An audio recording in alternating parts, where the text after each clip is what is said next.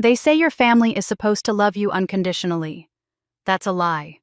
The night my mother threw me out of our family mansion, I was 35 years old. My crime, I'd used $900 of my own savings money I'd scraped together from years of unpaid family labor to buy a second-hand laptop so I could finally work for myself. My stepmother screamed that I should have given that money to my sister Lauren for her luxury spa retreat instead. My father sat there silent, his face cold as stone. And my mother looked me dead in the eye and said the words I'll never forget: "If you want to live like trash, then get out of my house." I left that night with one suitcase, that beaten-up laptop, and the crushing realization that I'd never mattered to them. Not once in 35 years. But here's what they didn't know: that $900 laptop contained a secret that would change everything. Within 3 years, I built a $900 million financial empire from nothing, and I destroyed the billion-dollar corporation that tried to silence me along the way. Now my family is drowning in debt, facing criminal investigations, and begging me to save them. And the choice of what happens next? That's entirely mine. This is the story of how the daughter they threw away became the woman they couldn't destroy. Stay with me, because what you're about to hear involves corporate espionage, family betrayals so twisted you won't believe they're real, and a revenge so perfectly executed it made national headlines. By the end, you'll understand that sometimes the greatest success isn't just about winning, it's about making sure the people who tried to break you watch you rise. Let's begin. My name is Paige Crawford. I'm 35 years old, and until the night everything changed, I was the family ghost, present but invisible, necessary but never valued. For 2 years after my mother's death, I'd lived in the Crawford mansion, handling everything. No one else wanted to touch: the bills, the appointments, the endless small crises that come with running a wealthy household. I told myself I was being dutiful, but the truth was simpler and sadder: I had nowhere else to go. The dinner that destroyed my life started like any other Thursday evening. We gathered in the formal dining room, the one with the crystal chandelier my mother had loved, and my stepmother, Victoria, had immediately redecorated the moment she married my father 6 months ago. Victoria was only 38, just 3 years older than me, but she carried herself like she'd been born into money rather than married into it. She sat at the head of the table in what had been my mother's chair, her perfectly manicured nails drumming against the mahogany as our housekeeper served the first course. My father, Richard Crawford, sat across from her with that distant expression I'd known my entire life. He looked at me the way you'd look at furniture that came with the house, aware of its presence, vaguely irritated by it, but too indifferent to have it removed. My sister Lauren, 32, and as polished as a magazine cover, scrolled through her phone, occasionally showing Victoria photos of spa treatments and luxury retreats she was planning. I'd made the mistake of mentioning earlier that day that I'd bought something for myself. The laptop sat in its box upstairs in my room, a battered Dell I'd found on Craigslist for $900. It was the first thing I'd purchased for myself in years, bought with money I'd saved from the small allowance my father gave me for incidentals. I'd been teaching myself financial analysis through free online courses late at night, and I needed proper software to practice. The laptop was old but functional, and I'd felt a small spark of hope when I paid for it, like maybe I could build some kind of future for myself. Victoria brought it up during the salad course. "Paige, Lauren mentioned you made a rather selfish purchase this week."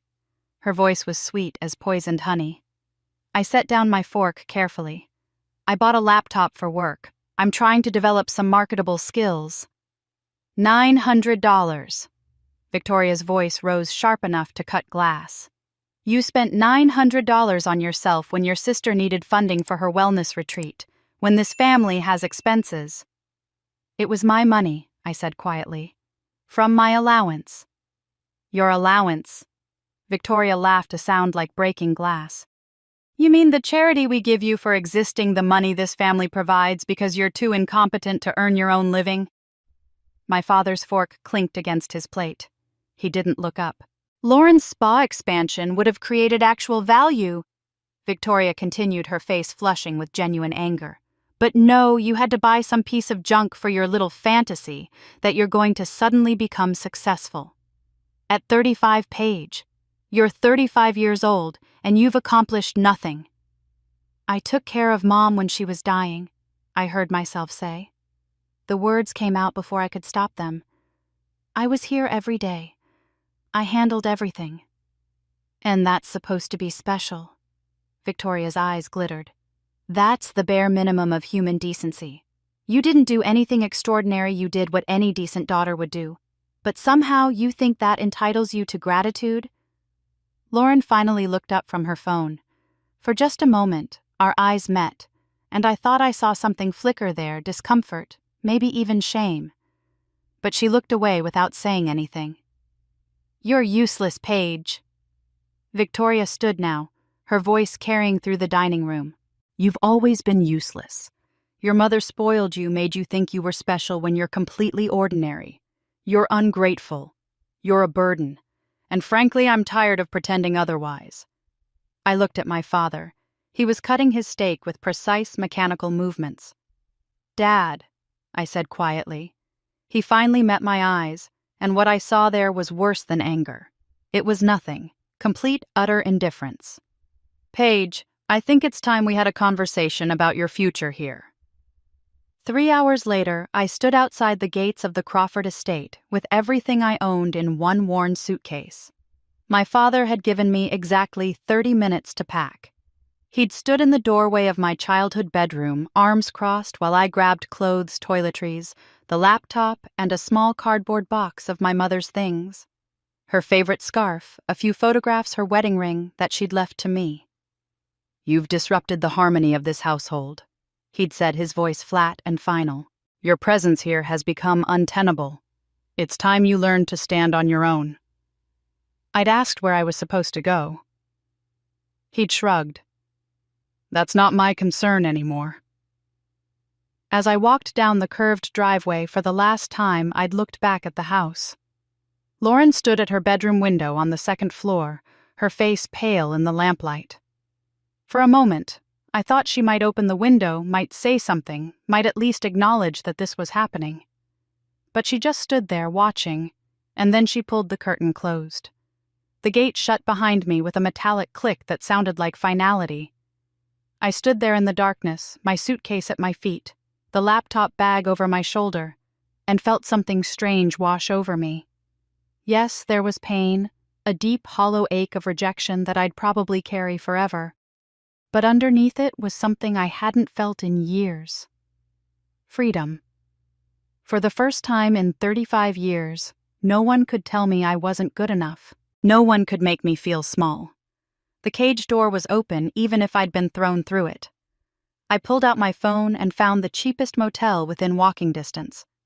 The room cost $45 a night and smelled like cigarettes and industrial cleaner, but it was mine. I sat on the lumpy bed and stared at the laptop box, still unopened. Tomorrow, I'd figure out what came next. Tonight, I just needed to breathe. I was almost asleep when my phone buzzed. An email notification lit up the screen. The sender's name was unfamiliar, Evelyn Marsh, but the subject line made my heart stop. Regarding Elizabeth Crawford and a promise I made to your mother 20 years ago. I stared at Evelyn Marsh's email for a long time that first night in the motel. The message was cryptic, mentioning my mother and some promise made decades ago, but it felt like something I couldn't handle yet, not when I didn't even know where I'd sleep tomorrow night. I saved it to a folder marked Later and forced myself to focus on immediate survival. Whatever my mother's past held, it would have to wait until I had a present worth living. The studio apartment I found a week later was in a neighborhood the Crawfords would have called unsuitable. It occupied the third floor of a building that had seen better decades, accessed by stairs that creaked ominously under my suitcase. The walls bore stains whose origins I chose not to investigate, and the radiator clanked and hissed, but produced heat so inconsistent I slept in layers most nights. The entire space was smaller than my former bedroom's walk-in closet, but it was mine. I'd signed the lease with my own name, paid the deposit with money I'd withdrawn before my father could freeze any accounts, and received a key that unlocked a door only I controlled.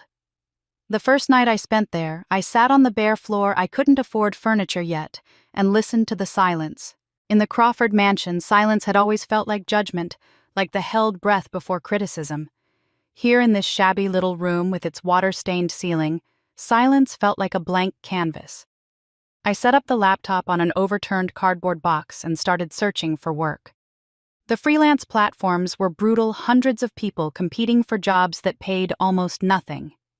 I took everything I could get: data entry at 3 cents per entry, spreadsheet organization for $15 an hour, basic financial analysis for small companies, too cheap to hire real accountants. I worked 16, sometimes 18 hours a day, my eyes burning from the screen, my back aching from sitting on a folding chair I'd found on the curb. But something strange started happening. The numbers spoke to me. I'd open a client's messy spreadsheet columns of revenue and expenses jumbled together without logic, and within minutes I could see the patterns they couldn't. I noticed discrepancies, found duplications, spotted trends that revealed themselves like constellations emerging from random stars. A restaurant owner sent me 6 months of sales data, asking why his profits were declining despite steady customers. Within 2 hours, I'd identified that his food costs had crept up by 18% because his supplier had been gradually increasing prices while delivering smaller portions. He'd never noticed because the changes were incremental, invisible, unless you plotted them over time. The work was tedious, mind-numbing sometimes, but it revealed something I'd never known about myself. I was genuinely good at this. Not just competent, exceptional. My family had spent 35 years telling me I was ordinary, disappointing, less than. But numbers didn't lie or play favorites. They showed me exactly what I was worth, and it was more than Victoria or my father had ever imagined. Every night after my paid work, I dove into free online courses. MIT OpenCourseWare, Khan Academy YouTube lectures from professors at universities I'd never be able to afford.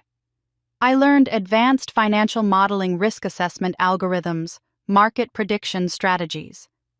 The laptop struggled. It would overheat during complex calculations, its fan whirring desperately, but it held together. I filled notebook after notebook with ideas, scribbling observations about inefficiencies. I noticed in how small businesses accessed capital, how traditional banks failed ordinary people with their opaque practices and predatory terms. Without my family's constant criticism echoing in my head, my mind expanded in ways I hadn't known were possible. I started seeing opportunities everywhere. In the bodega downstairs where the owner complained about cash flow. In the small manufacturing shops whose websites advertised services they couldn't afford to properly market. In every conversation with my neighbors who worked hard but couldn't get ahead because the financial system was designed to keep them exactly where they were. My breakthrough came 3 months in. A small manufacturing company in New Jersey found my profile on one of the freelance platforms. They made custom parts for medical equipment, employed 15 people, and were 2 months from bankruptcy despite having steady orders. The owner, a man named Tom Rodriguez, offered me $500 to figure out why they were bleeding money when their revenue looked stable. I spent a week buried in their books.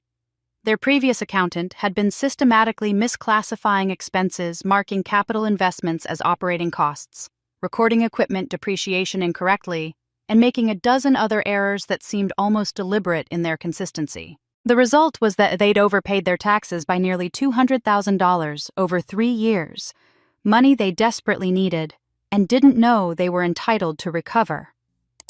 My report was 40 pages long, meticulously documented with step-by-step instructions for filing amended returns and recovering the overpayment. I sent it off expecting a thank you and nothing more. Tom called me crying.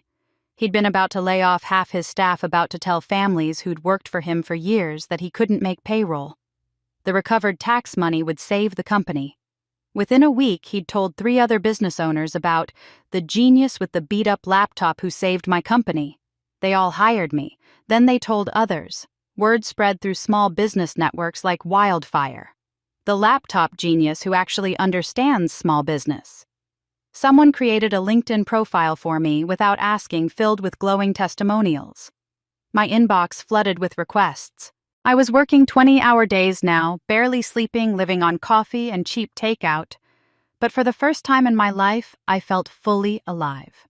I was building something real, something that mattered, something that helped people who actually deserved help.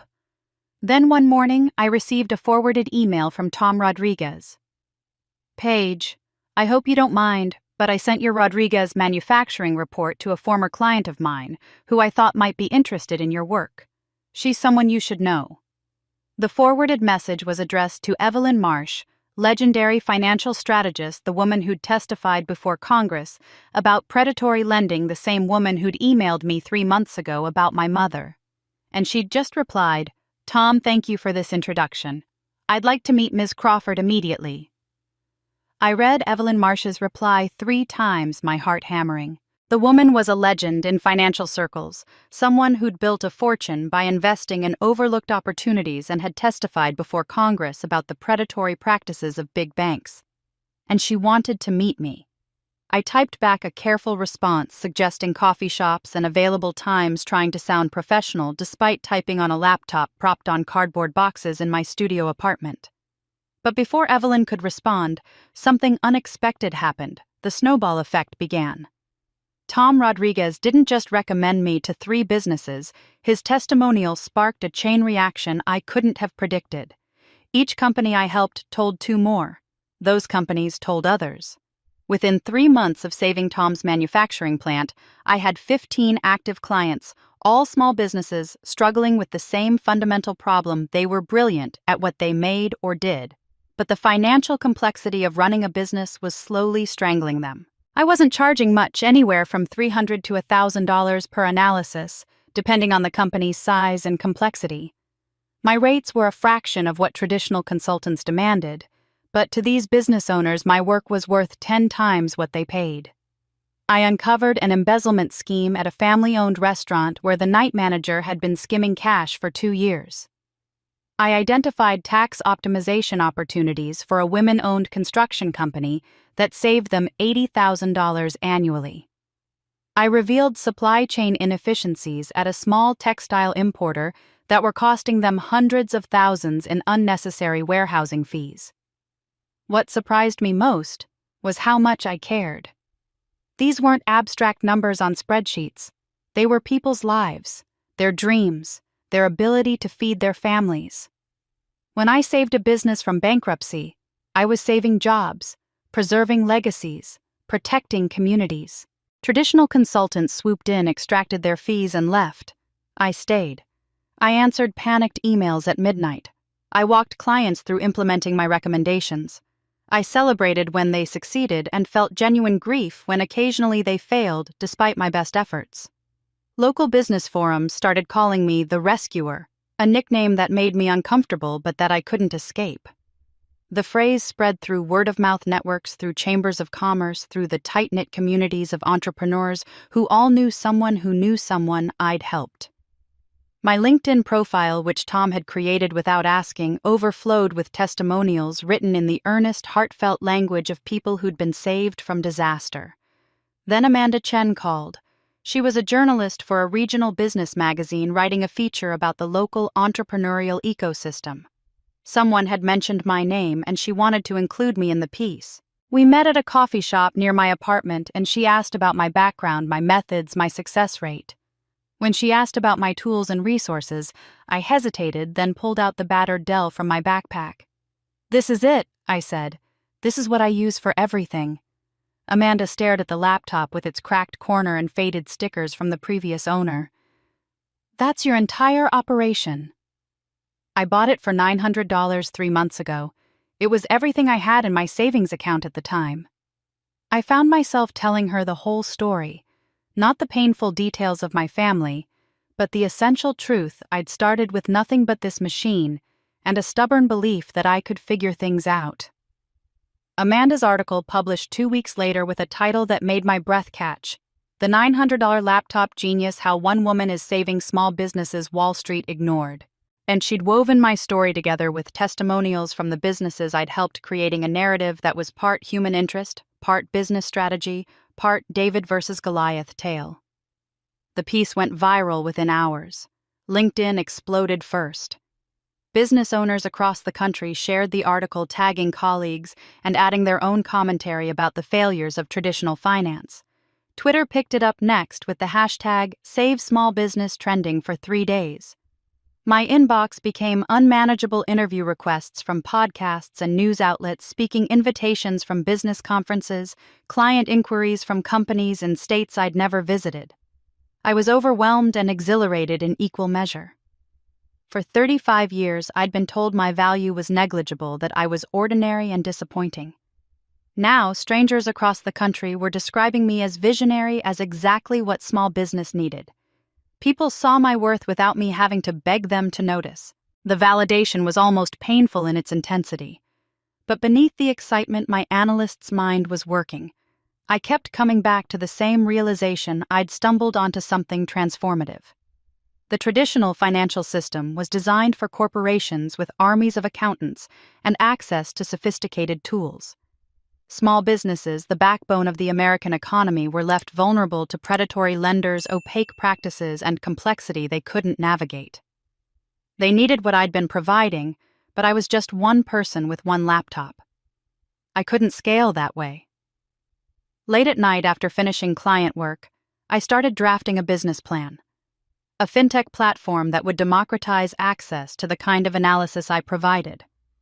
An algorithm that could spot the patterns I saw, accessible to any small business owner for a fraction of what consultants charged. Software that actually served the people who needed it most, instead of extracting maximum profit from their desperation.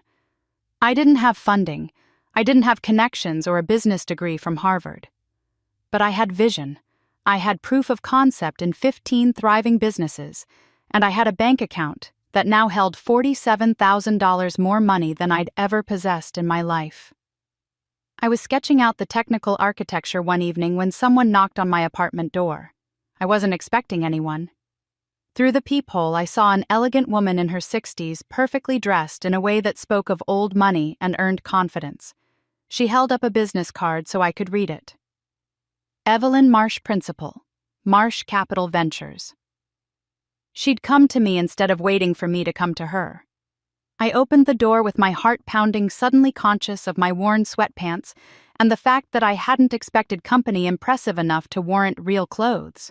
Evelyn Marsh stood in my dingy hallway like a orchid blooming in a parking lot, somehow making the peeling wallpaper and flickering fluorescent light seem irrelevant through sheer force of presence. "Ms. Crawford?" she said, extending her hand with a smile that crinkled the corners of her eyes. "I hope you'll forgive the intrusion. I've found that the most important conversations shouldn't wait for scheduling." Her handshake was firm, her palm warm.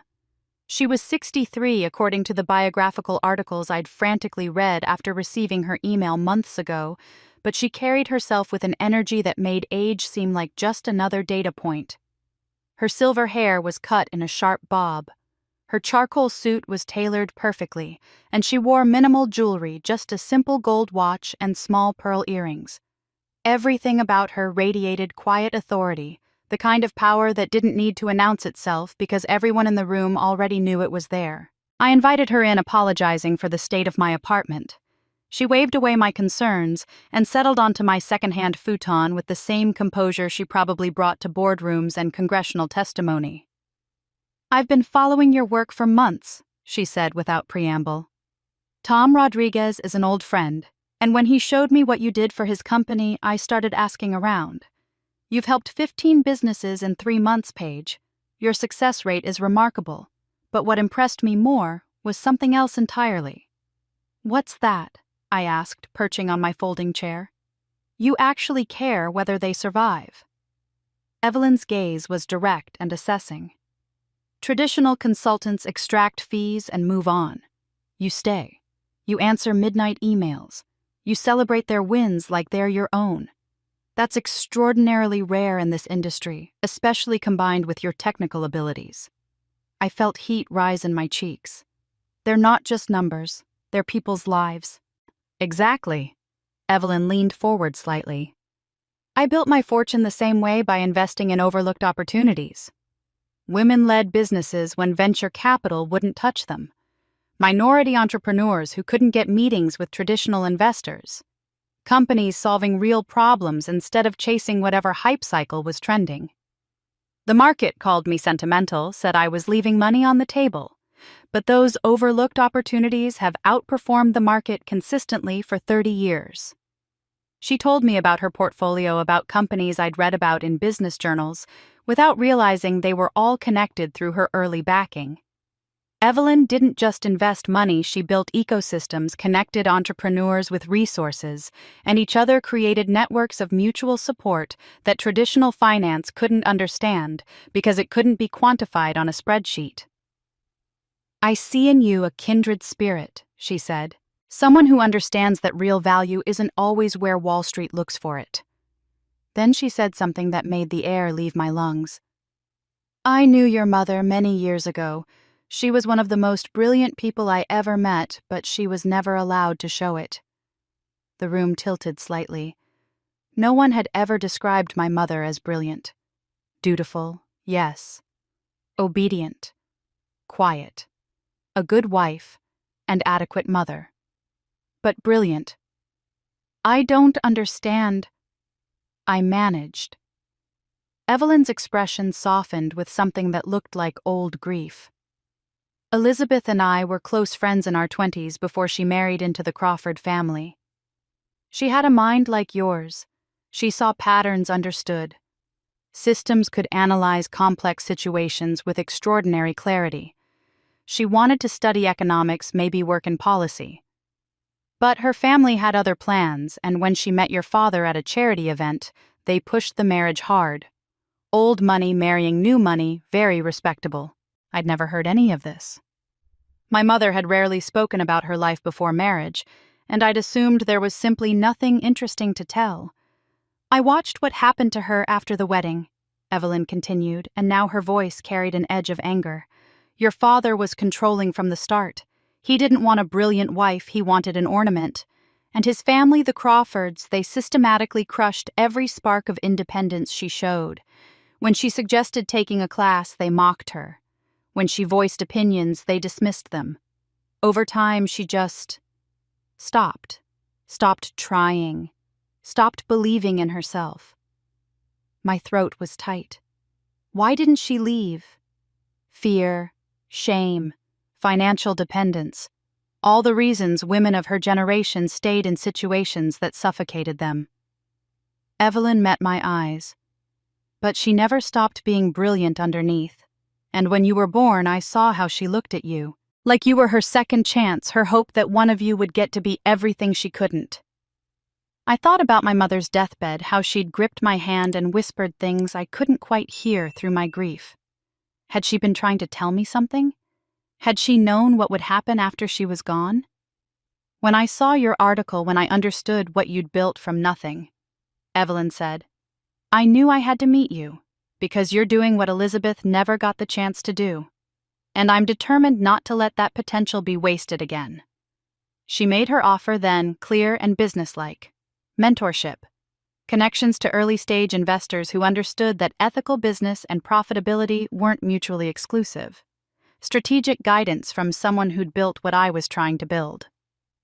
But I won't hand you anything, she emphasized. If you build this, you build it yourself. I'm just removing obstacles that shouldn't exist in the first place. The closed doors, the boys' club, the assumption that someone like you can't succeed because you don't fit their narrow definition of what success looks like. Then her expression darkened, and I saw steel underneath the elegance.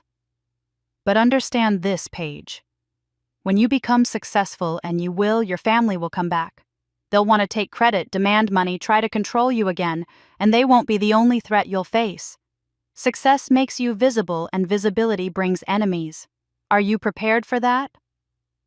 I thought about Victoria's sneer, my father's cold indifference, Lauren watching from the window as I was thrown out. Yes, I said. I'm prepared. Evelyn stood to leave, smoothing her suit jacket. At my door, she paused and turned back. "Your mother left you something. A message, a gift, I'm not entirely sure what she'd call it.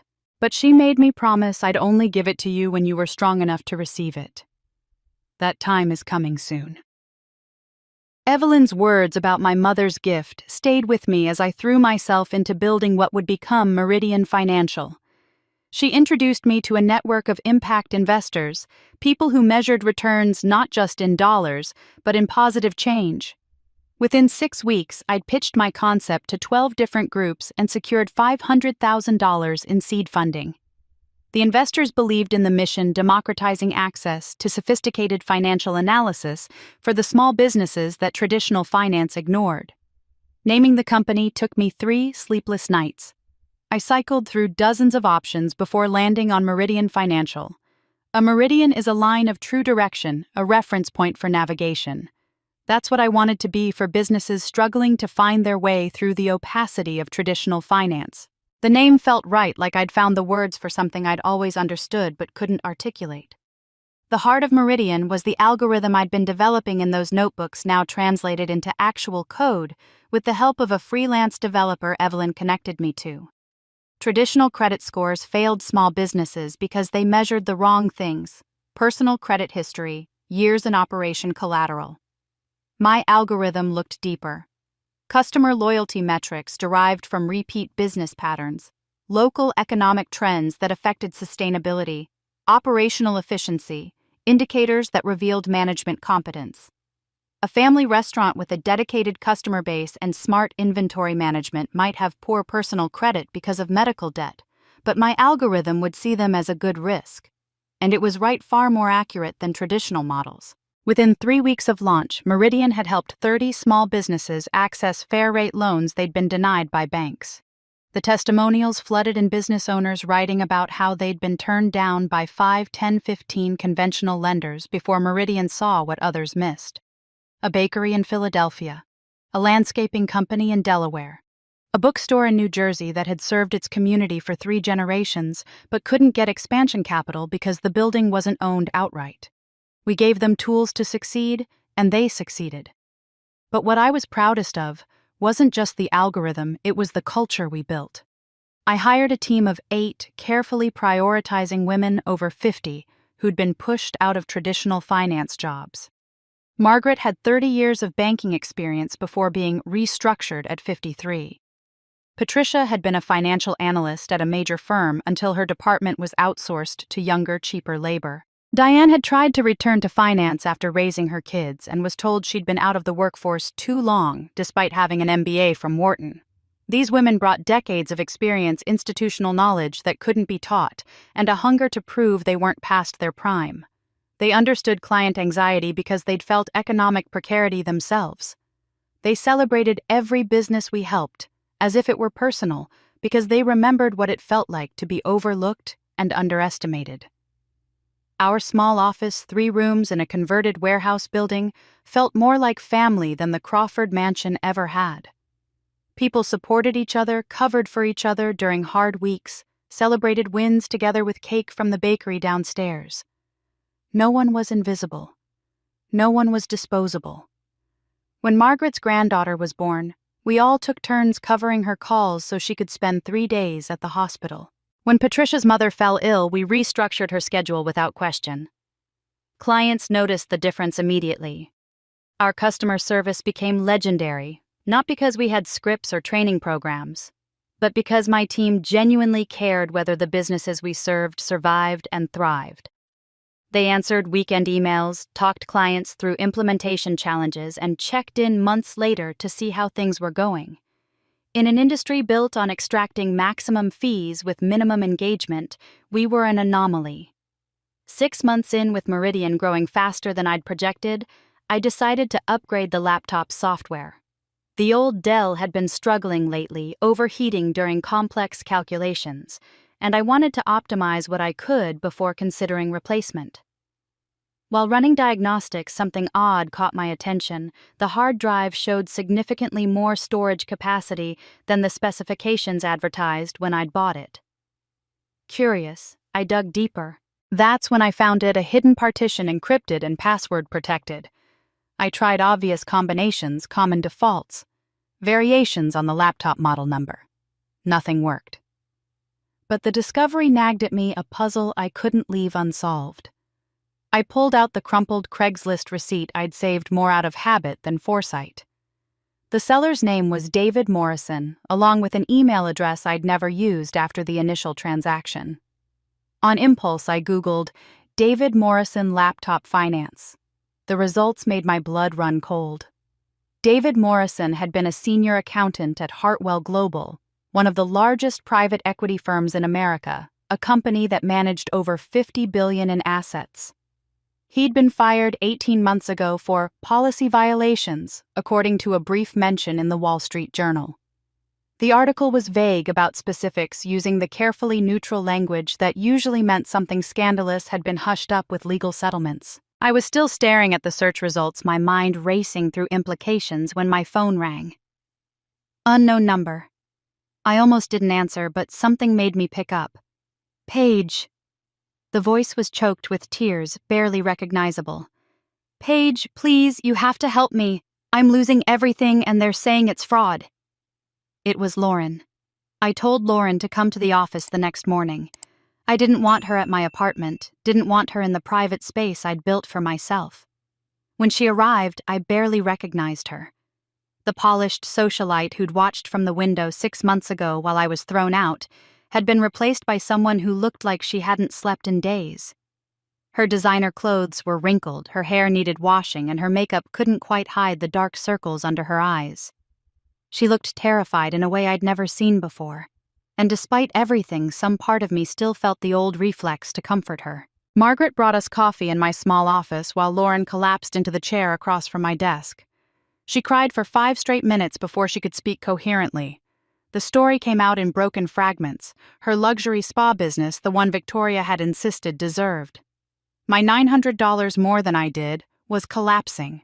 She'd taken out loans totaling $800,000 based on revenue projections that were wildly optimistic. Then she'd spent money like it was infinite imported Italian tile crystal chandeliers, a wellness director who charged $5,000 a day for consultations. I thought if I made it luxurious enough, if I attracted the right clientele, the money would come, she sobbed. But the loan payments are crushing me.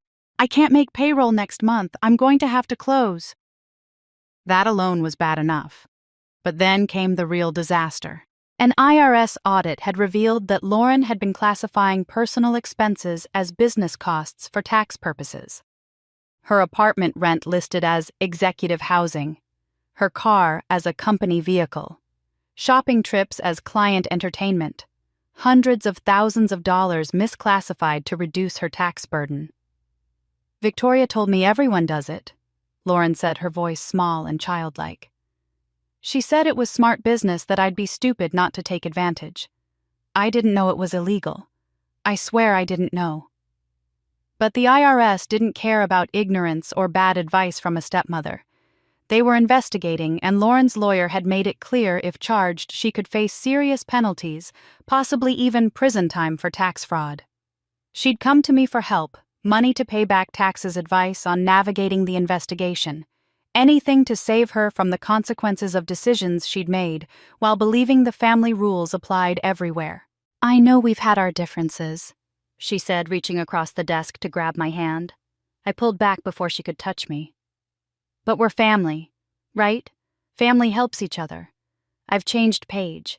Being away from you, going through this, it made me realize how much I miss my big sister. You were always the smart one. You can figure this out. There it was, the manipulation wrapped in false sentiment. She hadn't changed. She'd just run out of other options. Every sentence was laced with the entitlement she'd learned from Victoria and our father, the assumption that I existed to solve problems for people who mattered more than I did. I can't apologize for that night, she continued when I didn't respond. I was scared. Dad and Victoria were so angry, and I froze. But I thought about you all the time. I wanted to call, but I didn't know what to say. She didn't apologize for watching me get thrown out. She apologized for not calling afterward, as if that was the problem. She didn't acknowledge 35 years of participating in my marginalization, of accepting every benefit that came from being the favored daughter while I was the disappointment. She just wanted me to fix her crisis. "Mom always said you were the smart one even if you didn't shine in other ways," Lauren said, and I almost laughed at the audacity. Even now, even begging for help, she couldn't resist the backhanded compliment.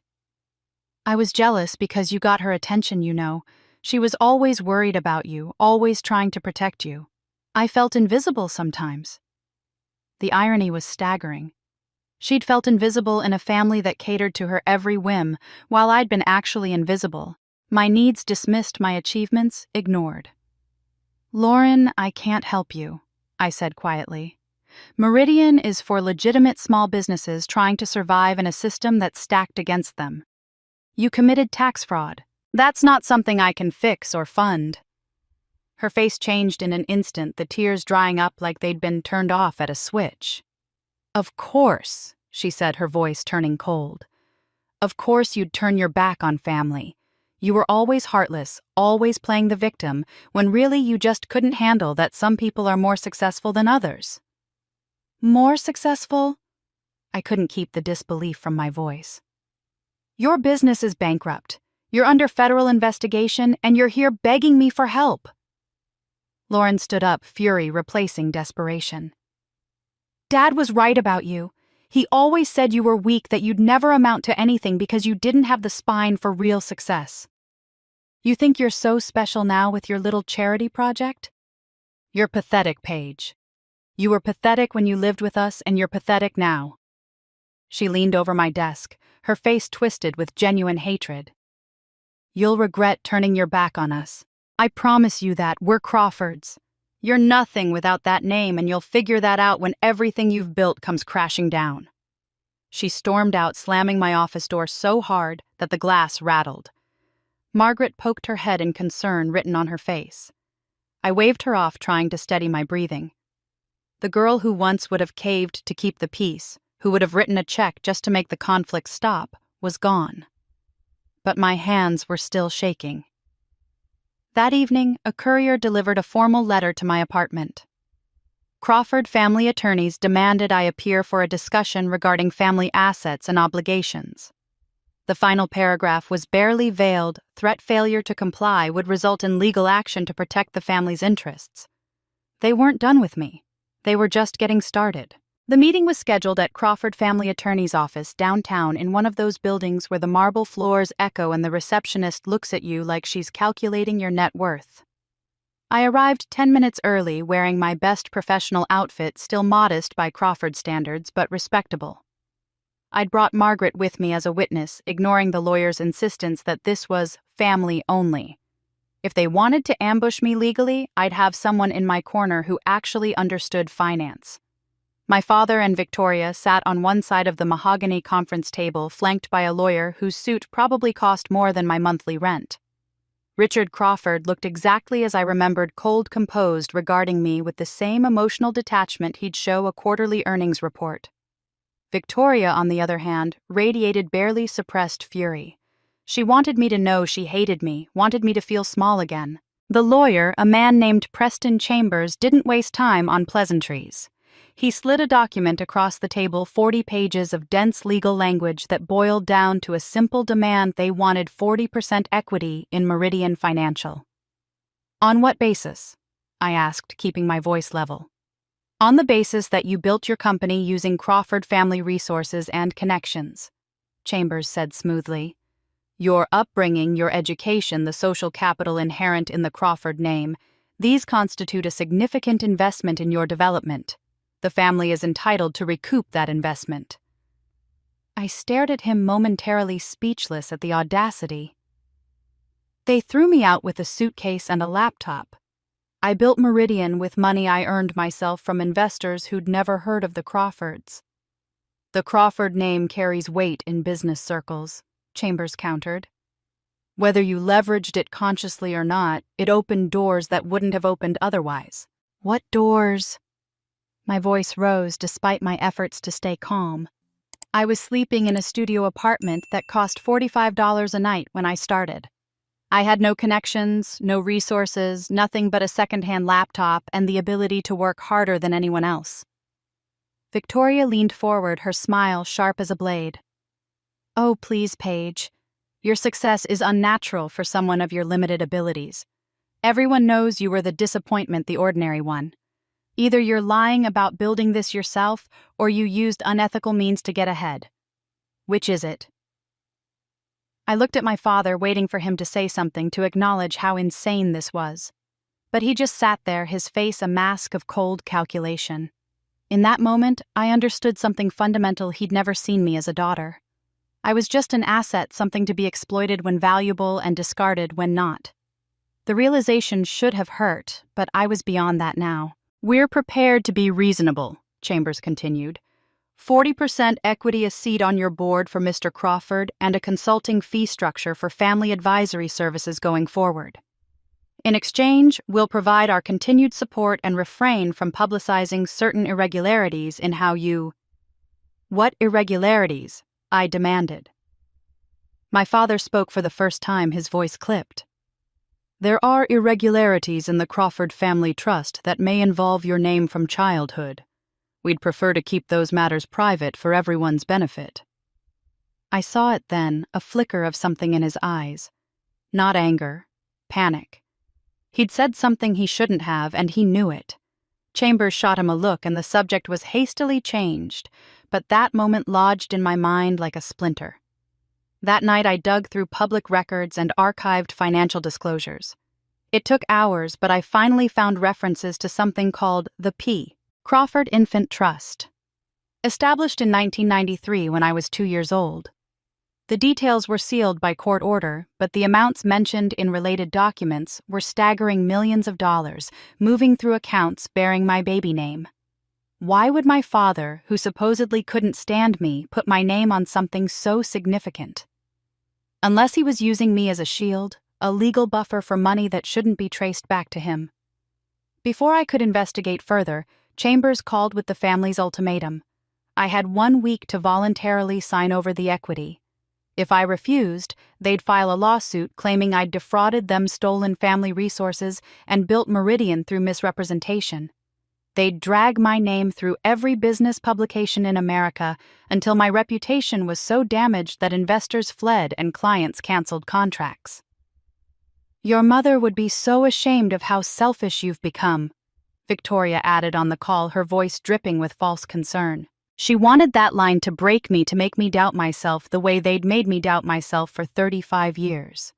But she'd miscalculated. "My mother knew me better than you ever will," I said coldly, "and she'd be proud that I finally had the spine to stand up to bullies." I hung up and called Evelyn, explaining everything.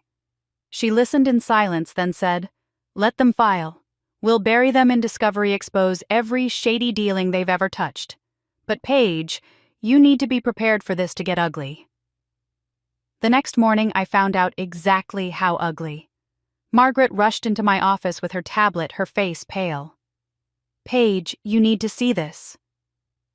The business magazine had published a feature article, "Paige Crawford, Financial Genius or Family Scandal, The Dark History of the Crawford Dynasty." The piece praised my work with Meridian, but it also dug into my family's past, my father's investigation 20 years ago for financial misconduct, the mysterious settlements, the rumors that had never quite died. And it asked pointed questions.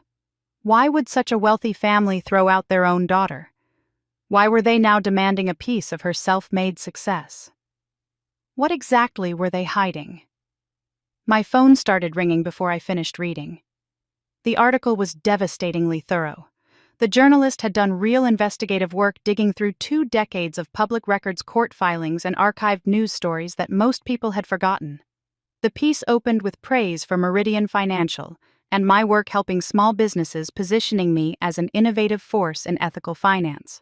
But then it pivoted to the question that apparently fascinated the writer. Why would the Crawford family, wealthy and established, throw out their daughter and then sue for a piece of her success? To answer that question, the journalist had excavated my father's past. 20 years ago, Richard Crawford had been investigated for financial misconduct related to a real estate development scheme. He'd convinced small investors to pour money into luxury condominiums that were never properly built, corners cut on construction permits obtained through questionable means, safety standards ignored. When the project collapsed, those investors lost everything. My father walked away largely unscathed, protected by expensive lawyers and carefully structured corporate entities that insulated his personal assets. He'd paid settlements to avoid criminal charges, and the story had been buried under layers of legal confidentiality agreements.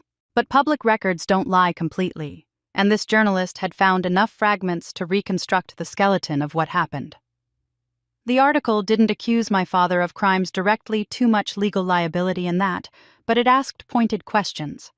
It noted the timing of various Crawford family trust formations. It highlighted the sealed court records and mysterious settlements. And it posed the central mystery: what kind of family throws away a daughter who cared for her dying mother, then demands equity in her self-made company? The implication was clear. Even without direct accusation, something didn't add up in the Crawford family story. And maybe Paige Crawford wasn't the problem they wanted everyone to believe she was. The family's response came within hours, and it was coordinated like a military campaign. My father issued a public statement through the family attorneys, painting himself and Victoria as victims of an ungrateful daughter who was weaponizing the media for attention. The statement claimed they'd opened their hearts and home to me for 35 years, supported me financially and emotionally, and were now being repaid with public humiliation. It suggested I'd fabricated grievances to create a compelling origin story for Meridian, turning family disagreements into dramatic narrative for publicity purposes. Victoria went further. She gave a tearful interview to a tabloid known for sympathetic coverage of the wealthy and aggrieved. In the article, she described me as troubled and difficult, someone who'd always resented Lauren's success and their mother's love. She claimed the night I was asked to leave, she didn't say thrown out, was after months of escalating conflicts where I'd become increasingly hostile toward the family. She cried on camera about betrayal, about opening her heart to a stepdaughter who'd turned that vulnerability into a weapon. Lauren's contribution was a series of social media posts about family loyalty and the sacred bonds that should transcend disagreements. She posted old family photos, carefully selected ones where I looked awkward or unhappy, while everyone else smiled, with captions about how some people can't handle not being the center of attention. She never named me directly, but the implication was obvious to anyone following the story. The final post claimed I'd hired publicists to destroy the family name because I couldn't stand that Lauren had built a successful business through hard work while I'd relied on gimmicks. The narrative they spun was sophisticated and believable to people who didn't know better. Paige Crawford, vindictive daughter manufacturing drama to promote her business while destroying the family that raised her. And some people believed it. I watched the comments sections fill with arguments, watched people dissect my character based on carefully curated lies. The impact on Meridian was immediate and terrifying. 2 potential investors who'd been in late-stage negotiations pulled out, citing reputational concerns. They didn't want their firms associated with family drama and scandal, regardless of the truth. 3 clients called to express concern, not canceling contracts yet, but clearly worried about being connected to controversy. My team was anxious. Margaret and Patricia and Diane believed in me, but they also had mortgages and bills and careers that had already been derailed once by circumstances beyond their control. For 3 days, I watched my carefully built world teeter on the edge of collapse. I'd survived being thrown out, survived poverty and uncertainty, survived building something from nothing, but I hadn't prepared for a coordinated assault on my reputation designed by people who knew exactly where to strike. Then, something unexpected happened. Tom Rodriguez, the manufacturing company owner who'd been my first real client, posted a detailed testimonial on LinkedIn describing exactly how I'd saved his business. Within hours, other clients joined him. The bakery in Philadelphia, the landscaping company in Delaware, the bookstore in New Jersey. Dozens of business owners sharing specific, detailed stories about how Meridian had helped them when traditional banks had turned them away. Women entrepreneurs I'd never met started organizing. Someone created the hashtag #IStandWithPaige, and it spread through small business networks like wildfire. Female founders sharing their own stories of family sabotage, of being underestimated and dismissed, of building success, despite rather than because of their circumstances.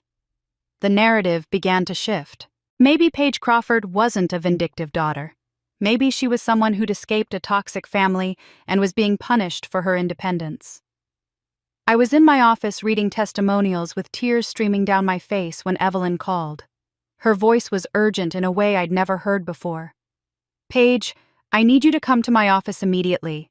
I've been investigating your family's finances since this started, and what I found—" She paused and I heard papers rustling. "You need to see this before anyone else does. It's worse than we thought."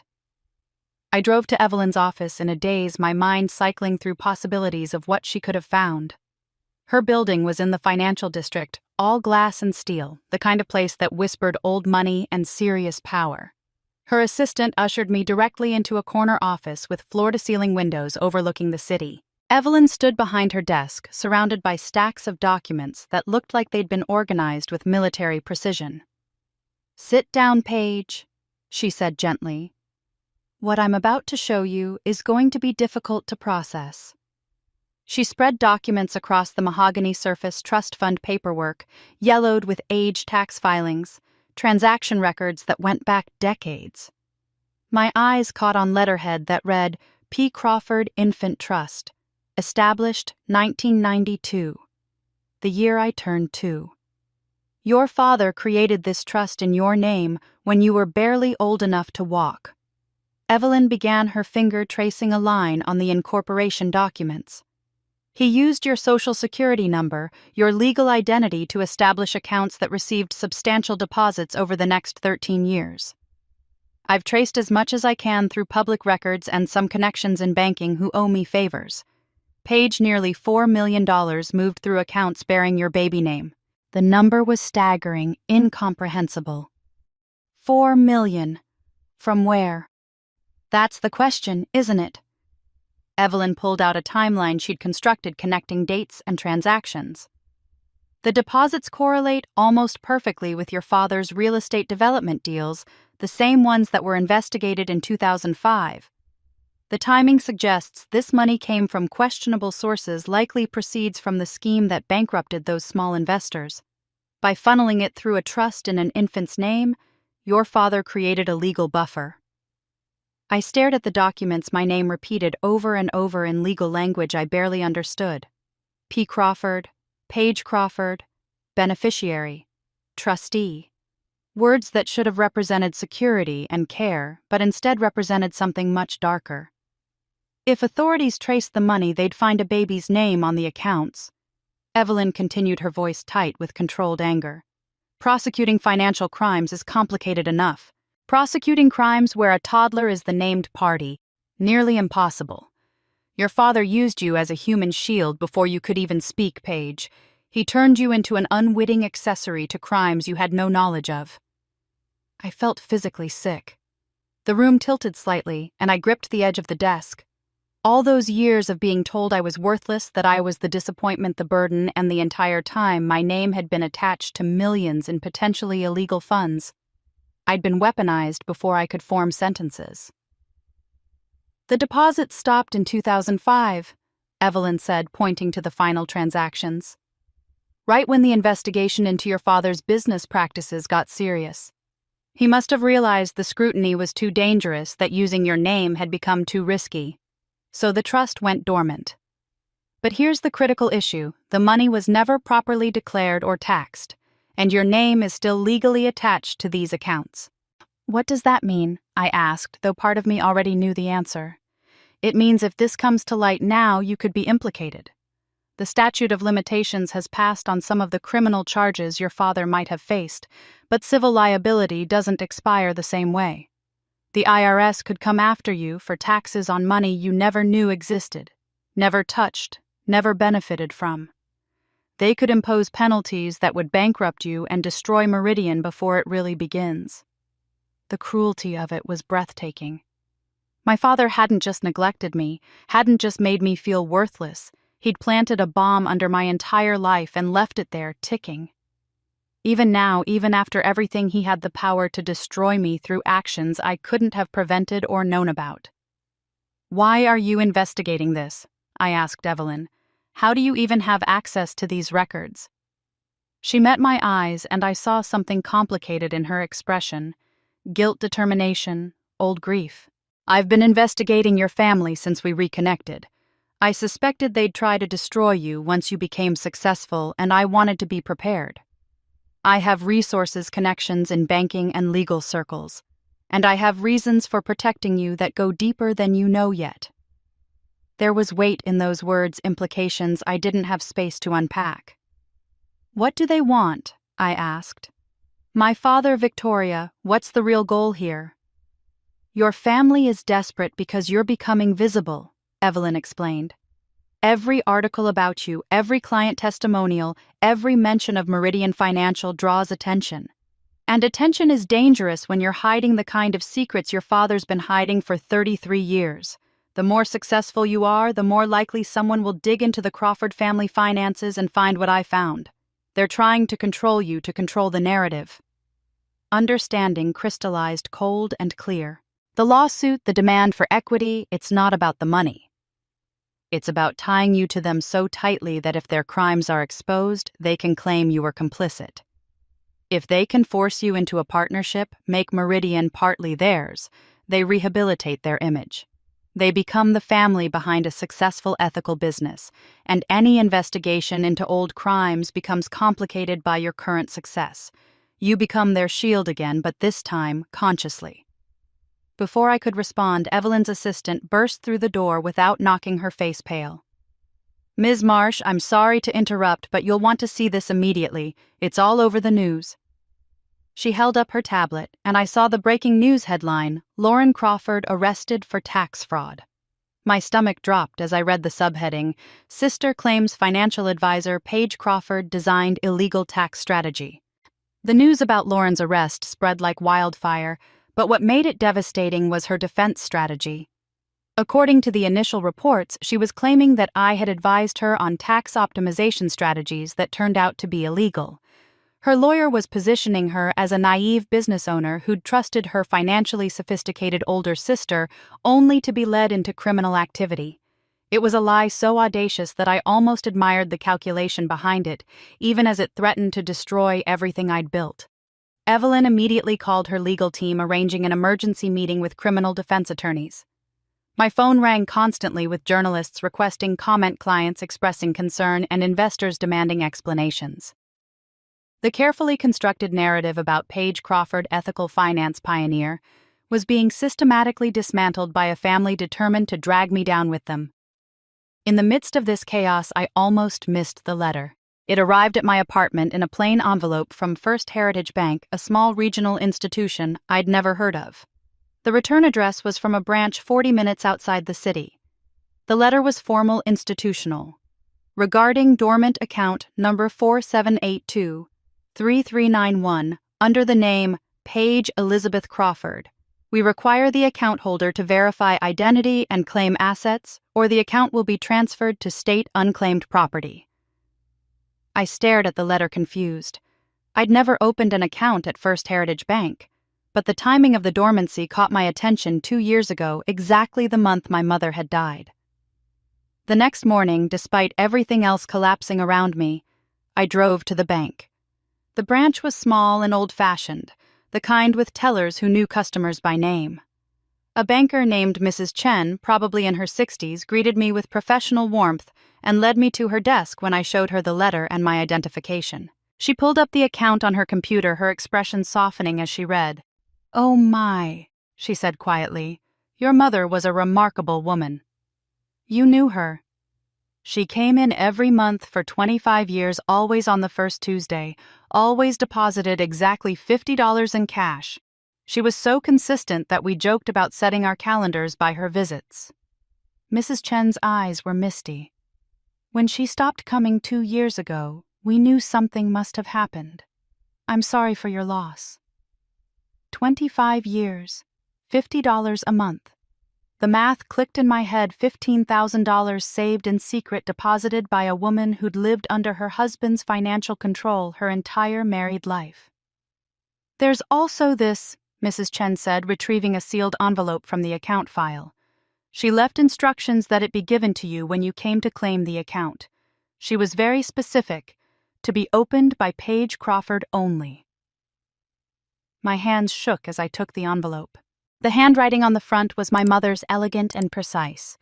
I couldn't open it there in the bank, not with Mrs. Chen watching kindly, not with other customers conducting their business around us. I walked to my car and sat in the parking lot, staring at my name written in the hand of a woman I'd loved, but never really known. The letter inside was dated 1 week before my mother died. Her handwriting was shakier here, weaker, but still unmistakably hers. "My dearest daughter."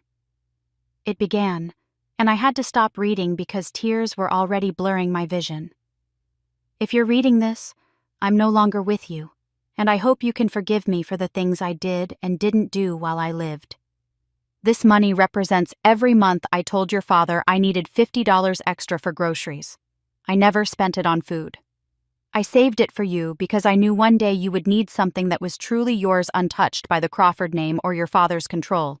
She'd lied to my father for 25 years, skimming small amounts from household money and hiding them away.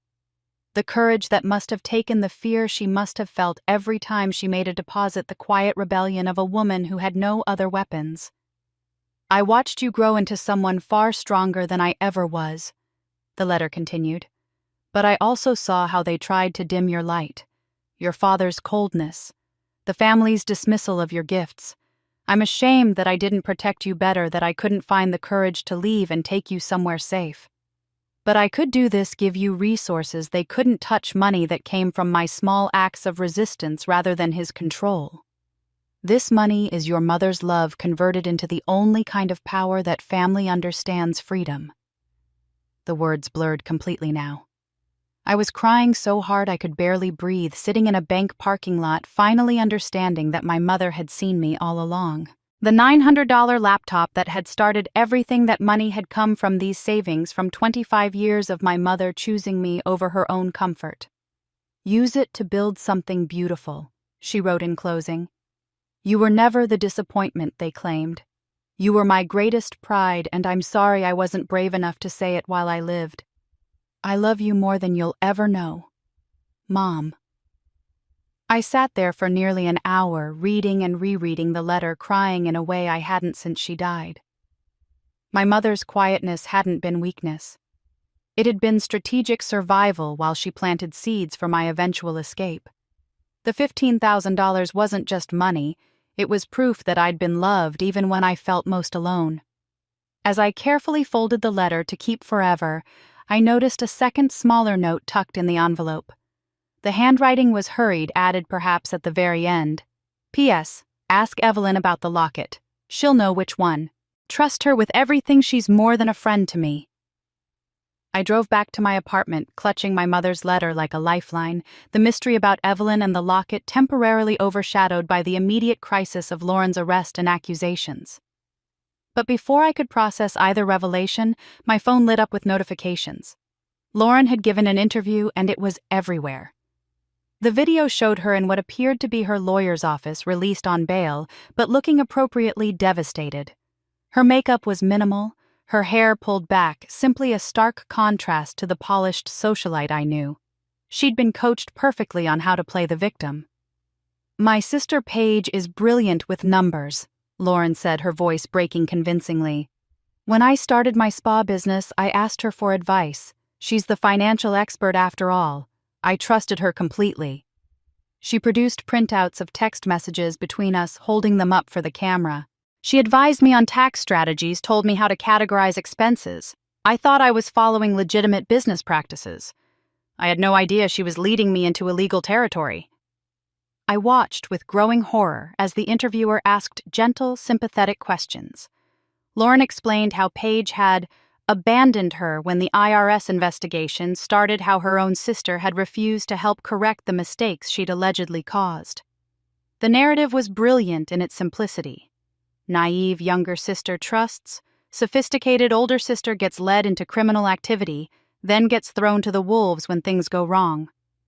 The media response was immediate and predictable. Sisters at war, did financial genius set up her own family? Screamed one headline. Business networks debated whether I'd knowingly given bad advice or simply been careless with my sister's financial future. The text messages Lauren had shown were real. I had given her advice about business expenses months ago, but they'd been stripped of all context. My warnings about keeping meticulous records and staying conservative with deductions had been edited out. What remained looked damning. 3 days later, a letter arrived from the IRS requesting an interview about my advisory relationship with Lauren Crawford's business entities. My lawyer, a sharp woman named Rebecca Park, whom Evelyn had recommended, assured me I wasn't a target of the investigation. But the optics were catastrophic. Federal investigation, even as a witness, carries a stain that doesn't wash off easily. Social media fractured into warring camps. The hashtag #IStandWithPaige still had supporters, but now it was countered by voices questioning whether I was as ethical as I claimed. Screenshots of Lauren's interview circulated endlessly. Armchair analysts dissected the text messages, debating what I'd really meant, whether I'd been deliberately vague to maintain plausible deniability. The court of public opinion doesn't require evidence beyond reasonable doubt. It requires a compelling narrative, and Lauren's lawyers had crafted one. 2 major investors in Meridian demanded an emergency board meeting to discuss leadership continuity. They didn't threaten to pull funding directly, but the implication was clear. If the founder was under federal investigation even peripherally, it jeopardized everyone's investment. My team tried to stay supportive, but I could see the worry in their eyes. Margaret and Patricia and Diane had already had their careers derailed once. They couldn't afford to go down with a sinking ship. Everything I'd built over 2 years, the reputation, the trust, the carefully constructed proof that ethical business could succeed, felt fragile, ready to collapse under the weight of lies weaponized by people who'd never cared about truth. Rebecca advised caution, strategic silence while we prepared a legal response, but sitting quiet while my reputation was shredded felt like surrender. I'd spent 35 years being quiet, accepting blame. I didn't deserve allowing others to define my worth. I wasn't that person anymore. I chose radical transparency instead. With Rebecca's approval, I released every communication I'd ever had with Lauren about her business, text messages, emails, even voicemails. The full context showed clearly that I'd given only basic legal advice and had repeatedly warned her against aggressive tax strategies. I'd explicitly told her to consult a licensed CPA for anything beyond general guidance. The messages Lauren had shown were real, but they were fragments of conversations where I'd actually been the voice of caution. I went further. I invited an independent auditing firm to examine Meridian's books completely, every transaction and decision since founding. Then I posted the results publicly, every finding, including the minor areas where the auditors suggested improvements. Nothing was hidden. Finally, I wrote an op-ed for a major business publication titled "How Families Weaponize Shame." I wrote about the dynamics of scapegoating, about how women especially are conditioned to accept blame for things they didn't do to preserve family harmony. I didn't name my family directly, didn't need to, but anyone following the story would understand. I wrote about the choice between protecting your reputation and protecting your truth, and why I'd chosen truth. The response was massive and immediate. Thousands of women shared the piece, adding their own stories of being blamed for family failures, of being the designated problem when they tried to establish boundaries. The comments sections filled with testimonials from daughters who'd been scapegoated sisters, who'd been pitted against each other, women who'd absorbed blame to keep peace at the cost of their own well-being. The tide began to turn again. Business analysts who'd questioned my ethics started acknowledging that the full message history told a very different story than Lauren's excerpts. Legal experts pointed out that giving general business advice didn't create liability for someone else's deliberate tax fraud. The narrative shifted from, "Did Paige Crawford cause her sister's crimes?" to, "Why is Lauren Crawford lying about her sister?" But I knew this wasn't over. The counterattack was too coordinated, too sophisticated to be just Lauren's desperate defense strategy. My phone rang near midnight. Evelyn's name on the screen. "I found out who's really behind Lauren's strategy," she said without preamble, her voice tight with controlled fury. "And behind your father's lawsuit. It's not just your family page. There's a much bigger player who wants to destroy you, and they're using your family as puppets." Evelyn's warning about a bigger player kept me awake that night, my mind racing through possibilities. Who had the resources and motivation to orchestrate such a comprehensive attack on someone as relatively small as me? I paced my apartment, unable to settle, and my eyes kept landing on the old Dell laptop sitting on my desk. The hidden partition I'd discovered weeks ago had been nagging at me, a puzzle I'd set aside during the crisis with my family. But now, with Evelyn's words echoing in my head, I wondered if the laptop held answers. I spent the next 6 hours trying to bypass the password protection on the secret partition. My technical skills were self-taught but solid-learned through countless late nights of online courses. I tried brute-force password crackers, partition recovery tools, everything I could find in online forums. Finally, at 4 a.m, a recovery program managed to access the encrypted files. What I found made my hands shake so badly I had to set down my coffee. The partition contained thousands of files, detailed financial records from Hartwell Global, one of the largest private equity firms in America, managing over $50 billion in assets. But these weren't ordinary records. They documented systematic fraud on a massive scale. Spreadsheets showing how Hartwell artificially inflated the valuations of companies they acquired using fabricated revenue projections and manipulated financial statements. Email chains discussing strategies to dump these overvalued companies onto pension funds and small investors at peak prices. Follow-up reports tracking how those same companies collapsed within months, wiping out retirement savings while Hartwell partners pocketed billions. Someone had been collecting evidence, methodically building an airtight case against one of the most powerful financial institutions in the country. And that person had sold me their laptop for $900 on Craigslist. I pulled out the crumpled receipt I'd saved, staring at the name David Morrison. I searched LinkedIn and found him immediately. His profile still listed his previous position as senior accountant at Hartwell Global, with an employment end date 18 months ago. His current position was bookkeeper at a small construction firm in Eugene, Oregon. The trajectory from one of America's premier private equity firms to small-town bookkeeping told a story in itself. I called the construction firm's main number, my heart pounding. When Morrison came on the line, his voice was wary. "This is David." "Mr. Morrison, my name is Paige Crawford. I bought a laptop from you about 8 months ago. I need to talk to you about what's on it." The silence that followed was so long I thought he'd hung up. Finally, his voice came back, barely a whisper. "I thought I deleted everything. Oh God. I thought I'd wiped it clean before selling it." "You didn't. And Mr. Morrison, I need you to listen carefully. I'm not a threat. I'm not from Hartwell. But I think we might be able to help each other." I explained who I was, about Meridian Financial, about the attacks from my family, and the coordinated campaign to destroy my reputation. As I talked, Morrison's breathing steadied. When I finished, he was quiet for a long moment. "They fired me the day after I reported the fraud internally," he finally said. "I'd been documenting everything for months, thinking maybe I could change things from inside.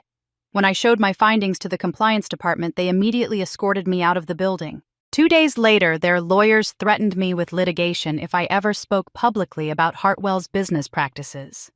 They made it clear they'd bury me in legal fees, destroy any chance I had of working in finance again." "But you kept the evidence," I said. "I copied everything to that laptop the night before I reported it as insurance. But after they threatened me, I panicked. I left Seattle, moved to Oregon, where I have family, took the first job I could find. I needed money fast, so I sold anything valuable, including the laptop. I tried to wipe it, but I was terrified and rushing, and clearly I screwed up." I could hear the fear in his voice, the exhaustion of someone who'd tried to do the right thing and been crushed for it. "Mr. Morrison, David, what if we could do this properly? File with the SEC under whistleblower protection laws. You provide testimony and documentation. I use my platform and legal resources to protect you from retaliation. We do this together. Why would you risk that? He asked. You're already under attack. Because I think my attack and your firing are connected, I said. Meridian's transparency model threatens the kind of predatory practices Hartwell engages in. If ethical finance catches on, it exposes how exploitative traditional private equity operates. You're right, Morrison said quietly. Hartwell has been tracking you. I saw the memos before I left. They identified Meridian as a potential regulatory threat. If your model becomes standard, it could trigger investigations into their practices. My blood ran cold. They're behind my family's attacks. They're feeding them information, funding their legal strategy, encouraging them to destroy you before you become too influential to stop. Morrison paused. There's something else in those files you need to see. Your father, Richard Crawford, he's been on Hartwell's payroll as a consultant for 15 years. Morrison's words hung in the air like a verdict. My father had been on Hartwell's payroll for 15 years. 15 years of consultant fees while he sat on boards and attended galas and threw his daughter out for buying a laptop. The consultation wasn't about his business expertise. It was about access, about connections, about maintaining the networks that allowed companies like Hartwell to operate in the shadows. I drove to Evelyn's office the next morning with Morrison's files on an encrypted drive. She'd already pulled additional research overnight, her desk covered with documents that painted a picture so comprehensive it was almost beautiful in its horror. Together we pieced together what Hartwell Global had been doing, and why Meridian Financial represented an existential threat to their entire business model. Hartwell manages over $50 billion in assets. Evelyn began pulling up their corporate structure on her computer. Their business model depends on information asymmetry. They know more about the real value of assets than the people they're selling to. Your algorithm changes that equation fundamentally. She showed me internal Hartwell memos that Morrison had saved communications between executives discussing Meridian's growing influence.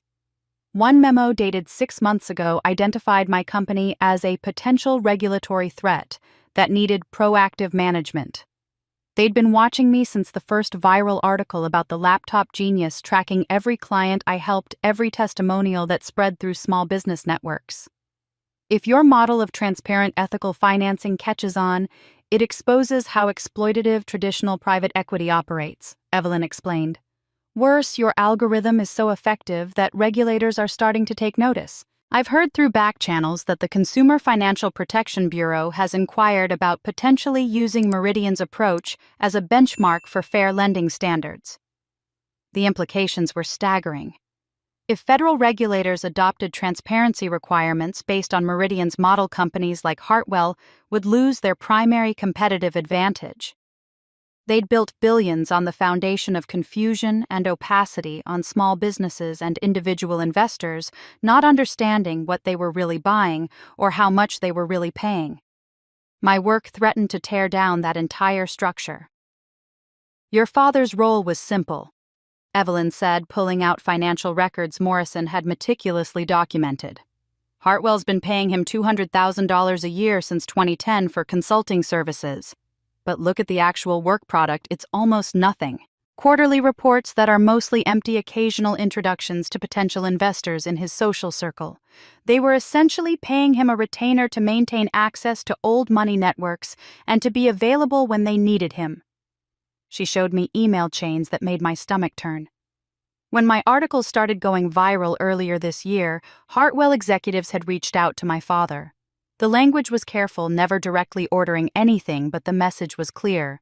Your daughter is becoming a problem. Perhaps it's time to manage family matters before they affect broader business relationships. They didn't need to tell him to sue me. They just planted the idea and offered to fund the legal fees through a third-party law firm. They suggested that protecting the family's financial interests might require asserting control over my company. My father's greed and resentment did the rest. Lauren's defense strategy had Hartwell's fingerprints all over it, too. Morrison showed me communications between Hartwell's legal team and the attorneys representing my sister. They'd suggested the approach of blaming me for her tax fraud, offered to connect her with media consultants who specialized in crisis management, even provided talking points for her interviews.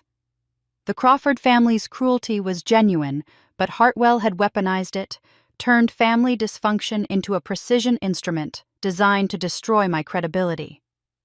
"You need to understand what you're facing," Evelyn said, her voice heavy with concern. "This isn't your dysfunctional family anymore. This is a multi-billion-dollar corporation with unlimited resources and a history of crushing anyone who threatens them. They've destroyed whistleblowers, buried journalists in litigation, lobbied successfully to block financial reforms for decades. Their board includes former senators and federal regulators. They have connections at every level of government and finance." She pulled up a list of people who'd tried to expose Hartwell's practices over the years. Accountants who'd been fired and blacklisted from the industry. Journalists who'd faced defamation suits that bankrupted them even when they won. Regulatory investigators who'd found their careers mysteriously stalled. One whistleblower had ended up facing manufactured criminal charges that took 3 years and his entire savings to fight. "If you go after them directly, they'll destroy you," Evelyn said bluntly. "They'll manufacture evidence, find charges to file, bury you in legal fees, even if you're completely innocent. They have the resources to fight for decades. Meridian will collapse under the pressure, your team will lose their jobs, and you could end up in prison on fabricated charges. This isn't a battle, it's a war, and wars require strategy, not just courage." I looked at the evidence spread across her desk, at Morrison's meticulous documentation of fraud, at the proof of Hartwell's manipulation of my family. For a moment, the scale of it threatened to overwhelm me. But then I thought about my mother's letter, about 25 years of $50 deposits, about quiet resistance in the face of control. I thought about the businesses Meridian had saved, about Margaret and Patricia and Diane, who'd been discarded by this exact system and were now thriving. I met Evelyn's eyes. "Then we don't fight them on their terms. We expose them so publicly they can't hide, and we use my family's desperation against them." Evelyn looked at me like I'd lost my mind, but there was also approval in her eyes. "What exactly do you have in mind?" "Hartwell's power comes from operating in shadows." I said, my thoughts crystallizing as I spoke. "They manipulate through intermediaries, hide behind corporate structures, settle quietly to avoid publicity. But I have something they don't, people who actually care whether I succeed. And I'm going to turn that into armor they can't penetrate." The next morning I started making calls. Over 2 years, Meridian had helped more than 200 small businesses access fair financing. I reached out to every single one, explaining the situation as honestly as I could. Forces were trying to shut down Meridian by destroying my reputation. I needed them to know the truth, and if they were willing, I needed their voices. The response overwhelmed me. Tom Rodriguez, my first real client, immediately offered to organize other business owners. Within 48 hours, we had commitments from over 150 companies willing to go on record about how Meridian had saved them when traditional banks had turned them away. They recorded video testimonials, wrote detailed statements, agreed to media interviews. A bakery owner in Philadelphia talked about how we'd helped her refinance predatory debt that was bleeding her business dry. A veteran-owned landscaping company described being rejected by 17 banks before Meridian's algorithm saw what traditional credit scores missed. Margaret coordinated everything with military precision, creating a website that compiled all the testimonials and evidence of Meridian's impact. We called it The Real Story, and it went live on a Monday morning. By afternoon, it had been shared thousands of times across small business networks. The narrative was shifting from controversial figure under investigation to champion of small business under attack by corporate interests trying to protect their predatory practices. But I wasn't done. While the testimonials created a human shield, I needed a weapon that would force Hartwell into direct confrontation.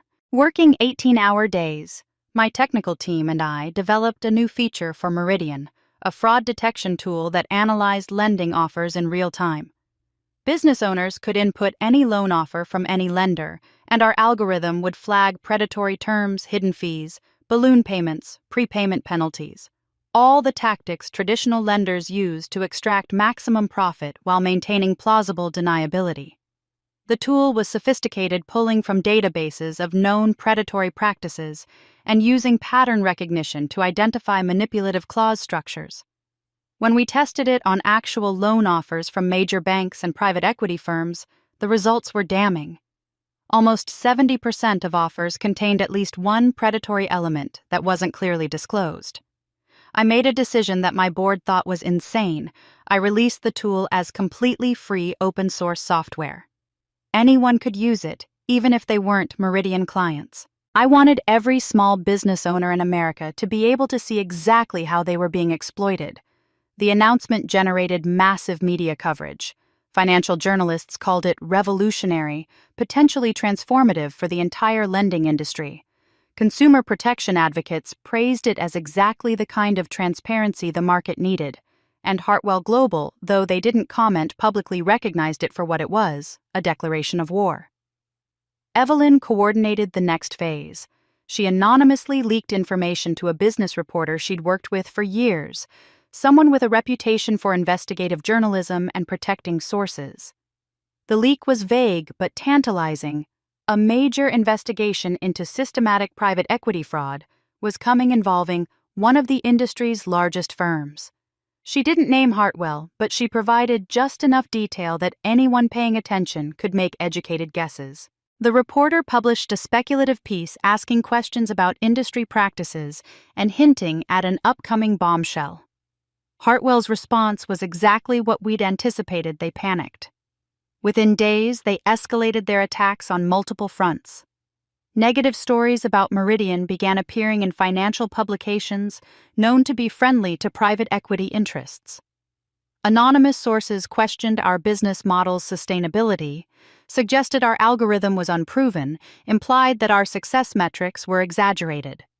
The articles were carefully written to avoid anything actionable, but their intent was clear discredit. Paige Crawford, before whatever investigation was coming, could gain traction. More significantly, we saw evidence that Hartwell was pressuring my family to accelerate their legal action. Phone records that Evelyn obtained through sources I didn't ask about showed multiple calls between Hartwell's legal team and Preston Chambers, my family's attorney. The pressure was building exactly as we'd intended. Every move Hartwell made, we documented meticulously. Evelyn hired a firm that specialized in tracking corporate retaliation campaigns. We built a timeline showing how Hartwell's actions escalated precisely when Morrison and I began coordinating how their attacks on me intensified after the fraud detection tool launched. We were creating a case not just about historical fraud, but about active witness intimidation and retaliation against whistleblowers. Then Rebecca Park, my lawyer, called with news that threw everything into a different light. "Paige, your family just filed the lawsuit, but it's not what we expected." "What do you mean?" My stomach tightened. "They're not suing you for equity in Meridian. They're filing for control of your mother's estate, claiming you manipulated her before she died. They're alleging that the $15,000 savings account was obtained through undue influence, and they want it seized as evidence of your pattern of financial manipulation within the family." I sat down heavily, my mother's letter suddenly feeling like it was burning a hole in my pocket where I'd been keeping it. They were going after the one pure thing I had left, the one piece of proof that my mother had loved me. "They're trying to take her away from me," I said quietly. "Even after she's gone, they're still trying to take her away." The lawsuit against my mother's estate generated exactly the kind of publicity my family hadn't anticipated.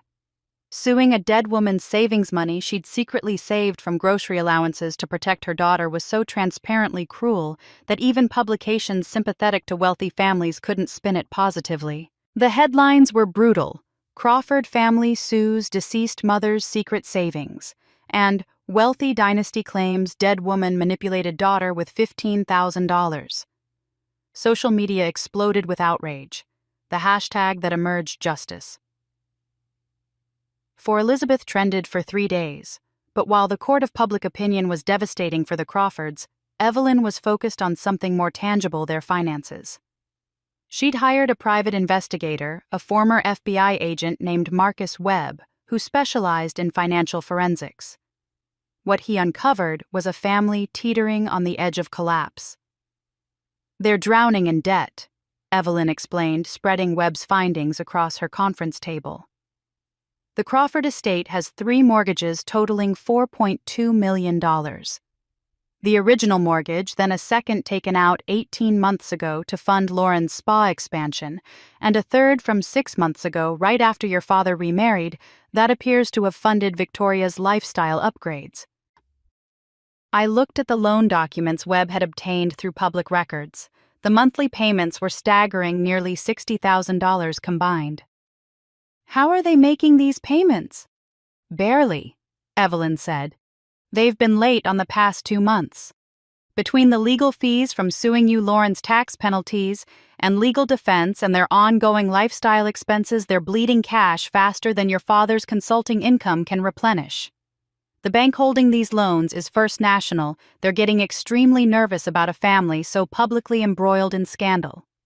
Loans secured by real estate are only as good as the borrower's ability to pay." She pulled out a financial projection Webb had prepared.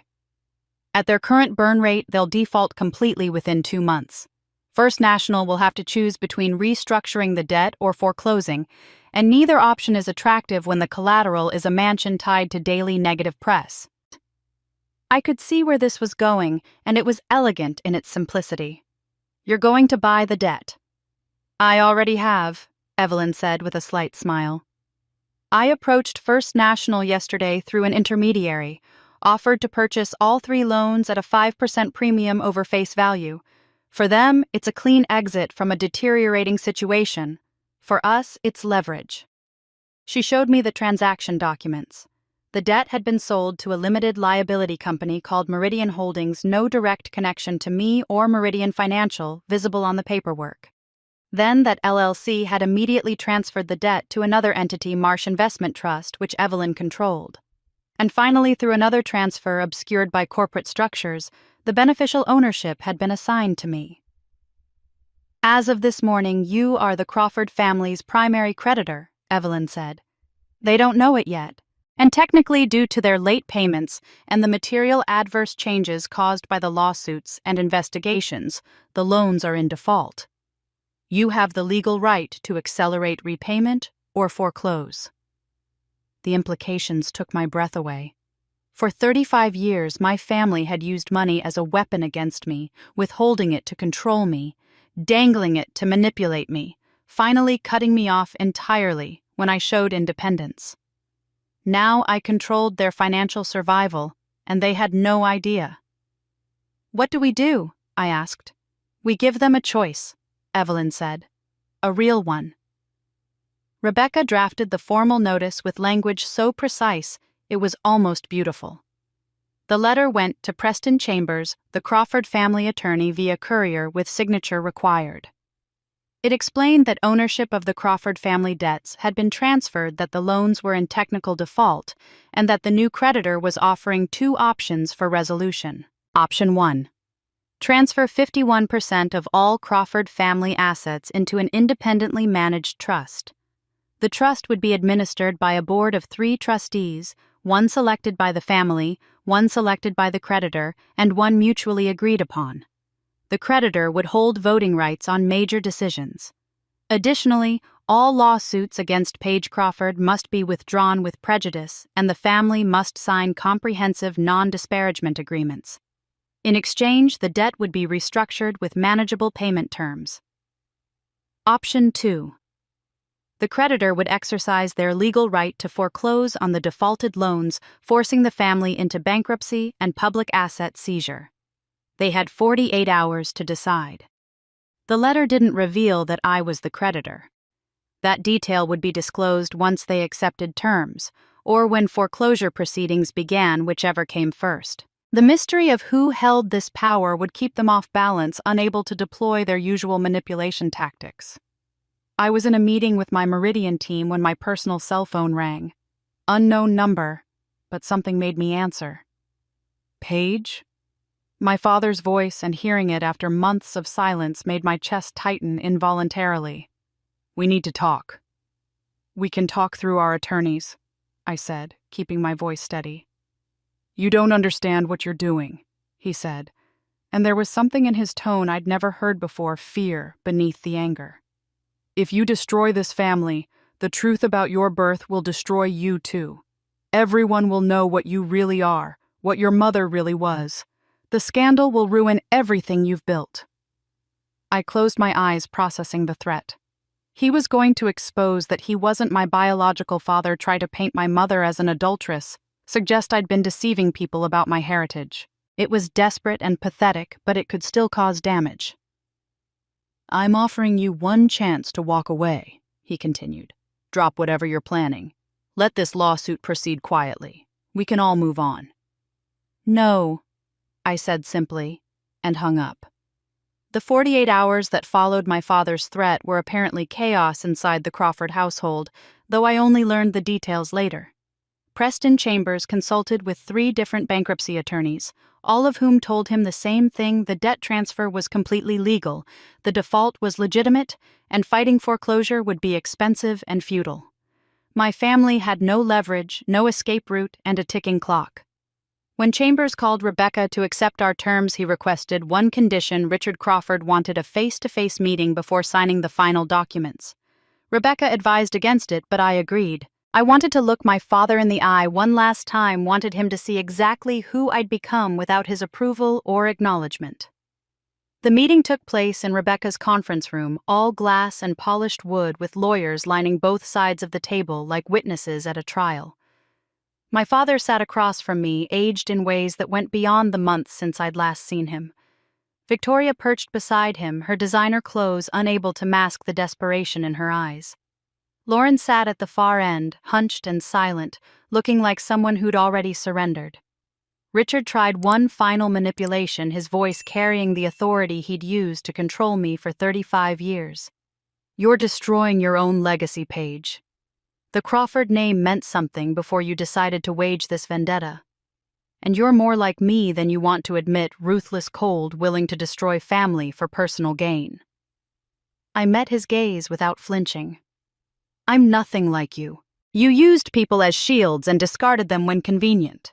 I'm holding you accountable for decisions you made freely." Victoria broke in with theatrical tears, dabbing at her eyes with a monogrammed handkerchief. "We took you in, gave you a home for 35 years. This is how you repay charity, by destroying the family that fed and clothed you." "You didn't take me in," I said quietly. "I was born into that house, and you threw me out the moment I showed any independence. This isn't revenge, Victoria. This is consequence." Lauren said nothing, just stared at her hands, and I wondered what was going through her mind. The documents were signed in silence. Richard's signature was sharp and angry. Victoria's trembling, Lauren's barely legible.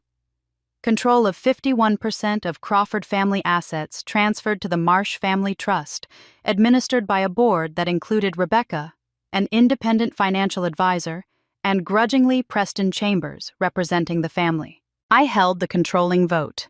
Rather than hiding what had happened, I chose transparency again. I released a public statement through Meridian's communications director, a former journalist Margaret had recruited.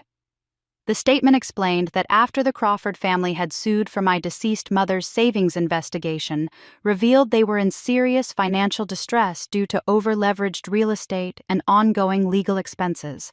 To prevent a predatory institutional foreclosure that would have destroyed generational wealth and left creditors unpaid, I had acquired their debt and restructured it responsibly. The statement emphasized that I'd given them a choice work with an independent trust to manage assets competently and pay obligations or face bankruptcy. They'd chosen the former. The trust would operate transparently, pay creditors fairly, and could eventually return management to the family if they demonstrated financial competence and responsibility. The public relations impact was immediate and exactly what we'd calculated. Business publications praised the move as surprisingly merciful given the family's attempts to destroy her. Financial analysts called it sophisticated crisis management. Social media, which had been following the Crawford drama like a soap opera, largely concluded that Page had offered them more grace than they deserved. The consequences for my family unfolded over the following week with the inevitability of dominoes falling. Richard received polite letters from 3 corporate boards, requesting his resignation, citing reputational concerns and fiduciary duty to shareholders. His consulting arrangement with Hartwell Global was quietly terminated. They didn't need a connection that now generated negative publicity. Victoria discovered that invitations to charity galas and society events had dried up completely. Her wealthy friends didn't return calls. Being associated with financial scandal and public humiliation was social suicide in circles that valued appearance above all else. Lauren's spa entered bankruptcy proceedings. The building was sold, the employees laid off, the luxury fixtures auctioned at a fraction of their purchase price. But her lawyer managed to negotiate a plea deal with the IRS community service restitution payments, structured over 5 years, and probation instead of prison time. She'd avoid incarceration, but her business was gone, and her reputation destroyed. The Crawford mansion, the house where I'd spent 35 years feeling invisible, was sold to pay creditors. A tech entrepreneur bought it for significantly less than market value, everyone knowing the family was desperate.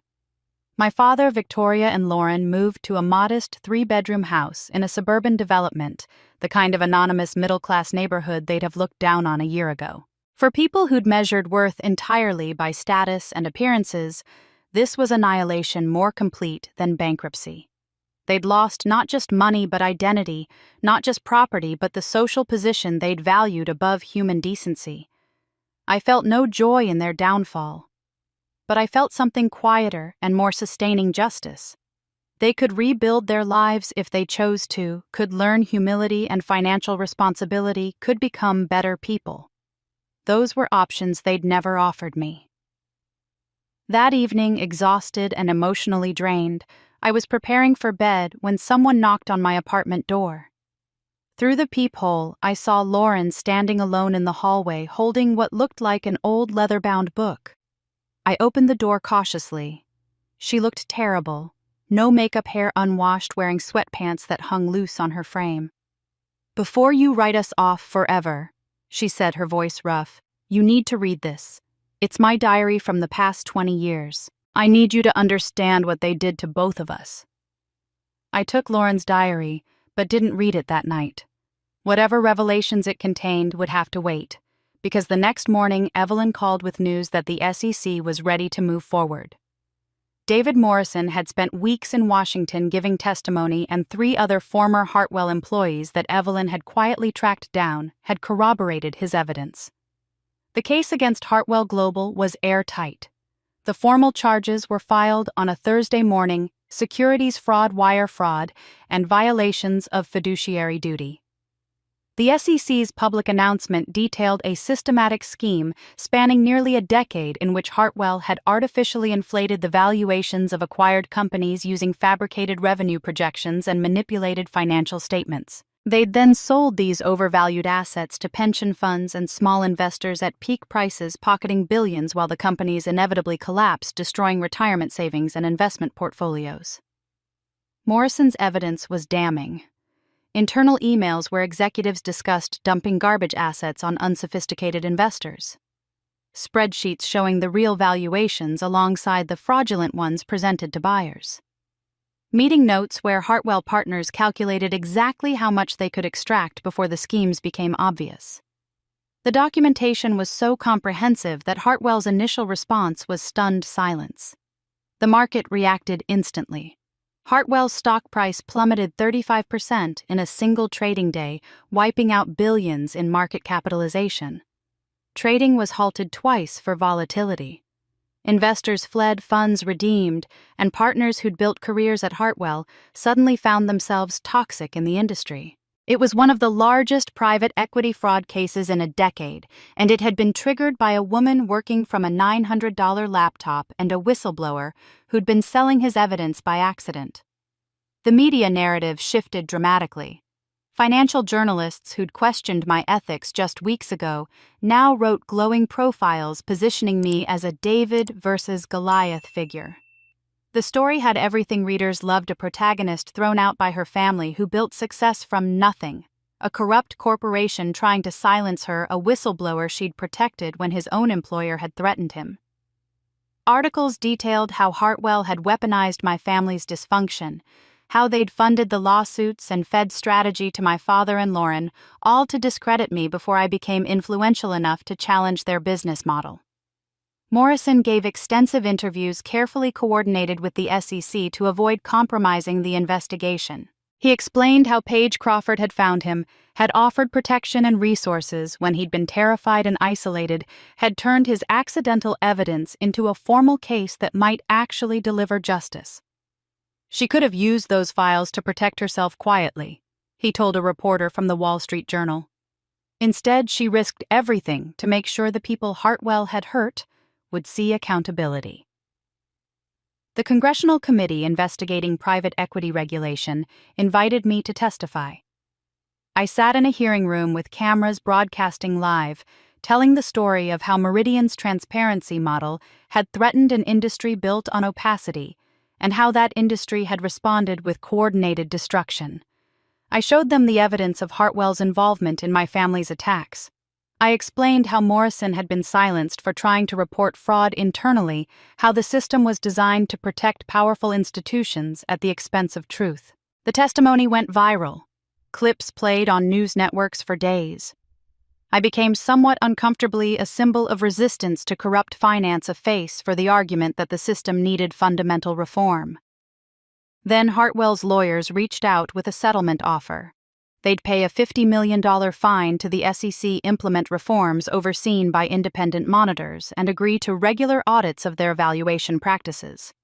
In exchange, they wanted me to sign a non-disclosure agreement about their involvement with my family, to stay quiet about the retaliation campaign, to let them settle this with the government and move on. I refused immediately. Rebecca delivered my counter-demand. In addition to everything the SEC required, Hartwell would create a $200 million fund specifically for small businesses that had been harmed by predatory lending practices. The fund would be administered by Meridian Financial, distributed according to our transparency model, and exist in perpetuity to counteract exactly the kind of exploitation Hartwell had built their empire on. Their lawyers called it extortion. I called it restitution. We negotiated for 3 weeks. But ultimately, Hartwell had no leverage. The evidence was overwhelming, the public relations damage was catastrophic, and every day the case stayed in the news. More investors fled and more regulators asked uncomfortable questions. They agreed to my terms. I'd forced a billion-dollar corporation to fund the very mission they'd tried to destroy. The irony was so perfect, it almost felt like justice. The celebration at Meridian's office was chaotic and joyful. My team had lived through months of attacks, uncertainty, and fear that everything we'd built might collapse. Now we had not just survived, but won decisively publicly, and in a way that would let us expand our mission beyond anything we'd imagined. Margaret opened champagne that probably cost more than she should have spent, and we toasted to Morrison, to transparency, to the 200 businesses we'd helped, and the thousands more we'd now be able to reach. As the party wound down, Evelyn pulled me aside into an empty conference room. Her expression was serious, weighted with something I couldn't quite read. "There's something I haven't told you about your mother and me," she said quietly. "Something I promised her I'd reveal only when you were strong enough to carry it. That time is now." I held up my hand before Evelyn could continue. "I need to know what you're going to tell me. But there's something I have to deal with first. Lauren gave me her diary, and I think I need to understand that part of the story before I can handle whatever comes next." Evelyn studied my face, then nodded slowly. "When you're ready, then. But Paige, don't wait too long. Some truths have their own timing." I spent the next 3 nights reading Lauren's diary. It was extensive, hundreds of pages in multiple journals spanning 20 years, her handwriting evolving from the rounded letters of a 12-year-old to the sharp angles of an adult under pressure. I read chronologically, watching my sister's soul deteriorate in real time through her own words. Phase 1 from ages 12 to 20 was heartbreaking in ways I hadn't anticipated. Young Lauren wrote about me with admiration that felt genuine, untainted by the jealousy that would come later. Paige got an A on her history paper, but Dad didn't even look at it. I told him it was really good, and he said, "That's nice, Lauren," like I'd commented on the weather. I don't understand why he can't see how smart she is. Entry after entry showed her trying to protect me in small ways, taking blame for a broken vase I'd accidentally knocked over, claiming she'd gotten a bad grade when it was actually mine, so our mother wouldn't be disappointed in me, deliberately distracting our father during dinner when he seemed about to criticize me. She'd loved me. The young girl who wrote these entries had genuinely loved her older sister and tried within the limited power a child has to shield me from harm. Phase 2. Ages 20 to 28 documented the corruption. It began with our mother's death. Mom died today. I keep thinking Paige is going to fall apart, but she's just going through motions like a robot. Dad barely looked at either of us at the funeral. I feel so alone. Then Victoria's arrival 6 months later and the systematic poisoning that followed. Lauren wrote about conversations with our father that made my skin crawl. Dad told me today that if I want to inherit anything, I need to make sure Paige doesn't get ideas above her station. He said she's always been a disappointment, and if I encourage her to be independent, she'll waste family resources. I don't know what to do. I need his approval so badly, and I hate myself for it. The entries showed her moral compromise in slow motion, each small betrayal building on the last. Staying silent when Victoria criticized me. Agreeing when our father called me ordinary. Eventually actively participating in making me feel worthless because that's what was required to maintain her own position. And through it all, guilt-eating at her, I told Paige today that she should be more like me if she wants Dad to respect her. I saw the hurt in her eyes, and I wanted to take it back immediately. But I didn't. I'm becoming someone I don't recognize. Phase 3. Ages 28 to 32 revealed complete breakdown. The entries became more erratic, sometimes written in the middle of the night, often including crossed-out sections where she'd started to write the truth, then talked herself out of it. She wrote about the spa being a desperate attempt to prove her worth, separate from family money, to show she could succeed on her own merits. She wrote about Victoria and our father suggesting tax strategies that seemed aggressive, assuring her everyone did it, that she'd be stupid not to take advantage. I know this doesn't feel right. But they keep telling me I'm too naive, that I don't understand how business really works. Maybe they're right. Maybe I'm just not smart enough to see why this is okay. The most devastating entry was dated the night I was thrown out. Paige was expelled tonight. I watched from my window as she walked down the driveway with that pathetic suitcase. I wanted to run down, wanted to tell Dad to take me instead, wanted to scream that this was wrong. But I stood there like a coward and let it happen. Paige is twice the person I'll ever be. She's strong and brilliant and good, and I've spent years helping them destroy her because I was too weak to stand up to Dad. I deserve everything that's coming to me. When I finished reading, I called Lauren and asked her to meet me at a coffee shop neutral territory where neither of us had history. She arrived looking anxious, like she expected me to throw the diary in her face and walk away. Instead, I told her the truth. I don't excuse what you did. You participated in making my life hell, and those choices were yours even if the pressure was enormous. But I recognize now that we were both victims of a system designed to pit us against each other. Dad used love as currency, made you compete for scraps of approval that were never real to begin with. Lauren's eyes filled with tears. I wanted him to love me so badly. I thought if I was good enough, perfect enough, maybe he'd look at me the way I saw other fathers look at their daughters.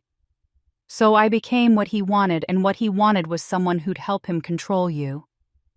He never loved either of us, I said quietly. He was incapable of it, and we both wasted years trying to earn something he couldn't give.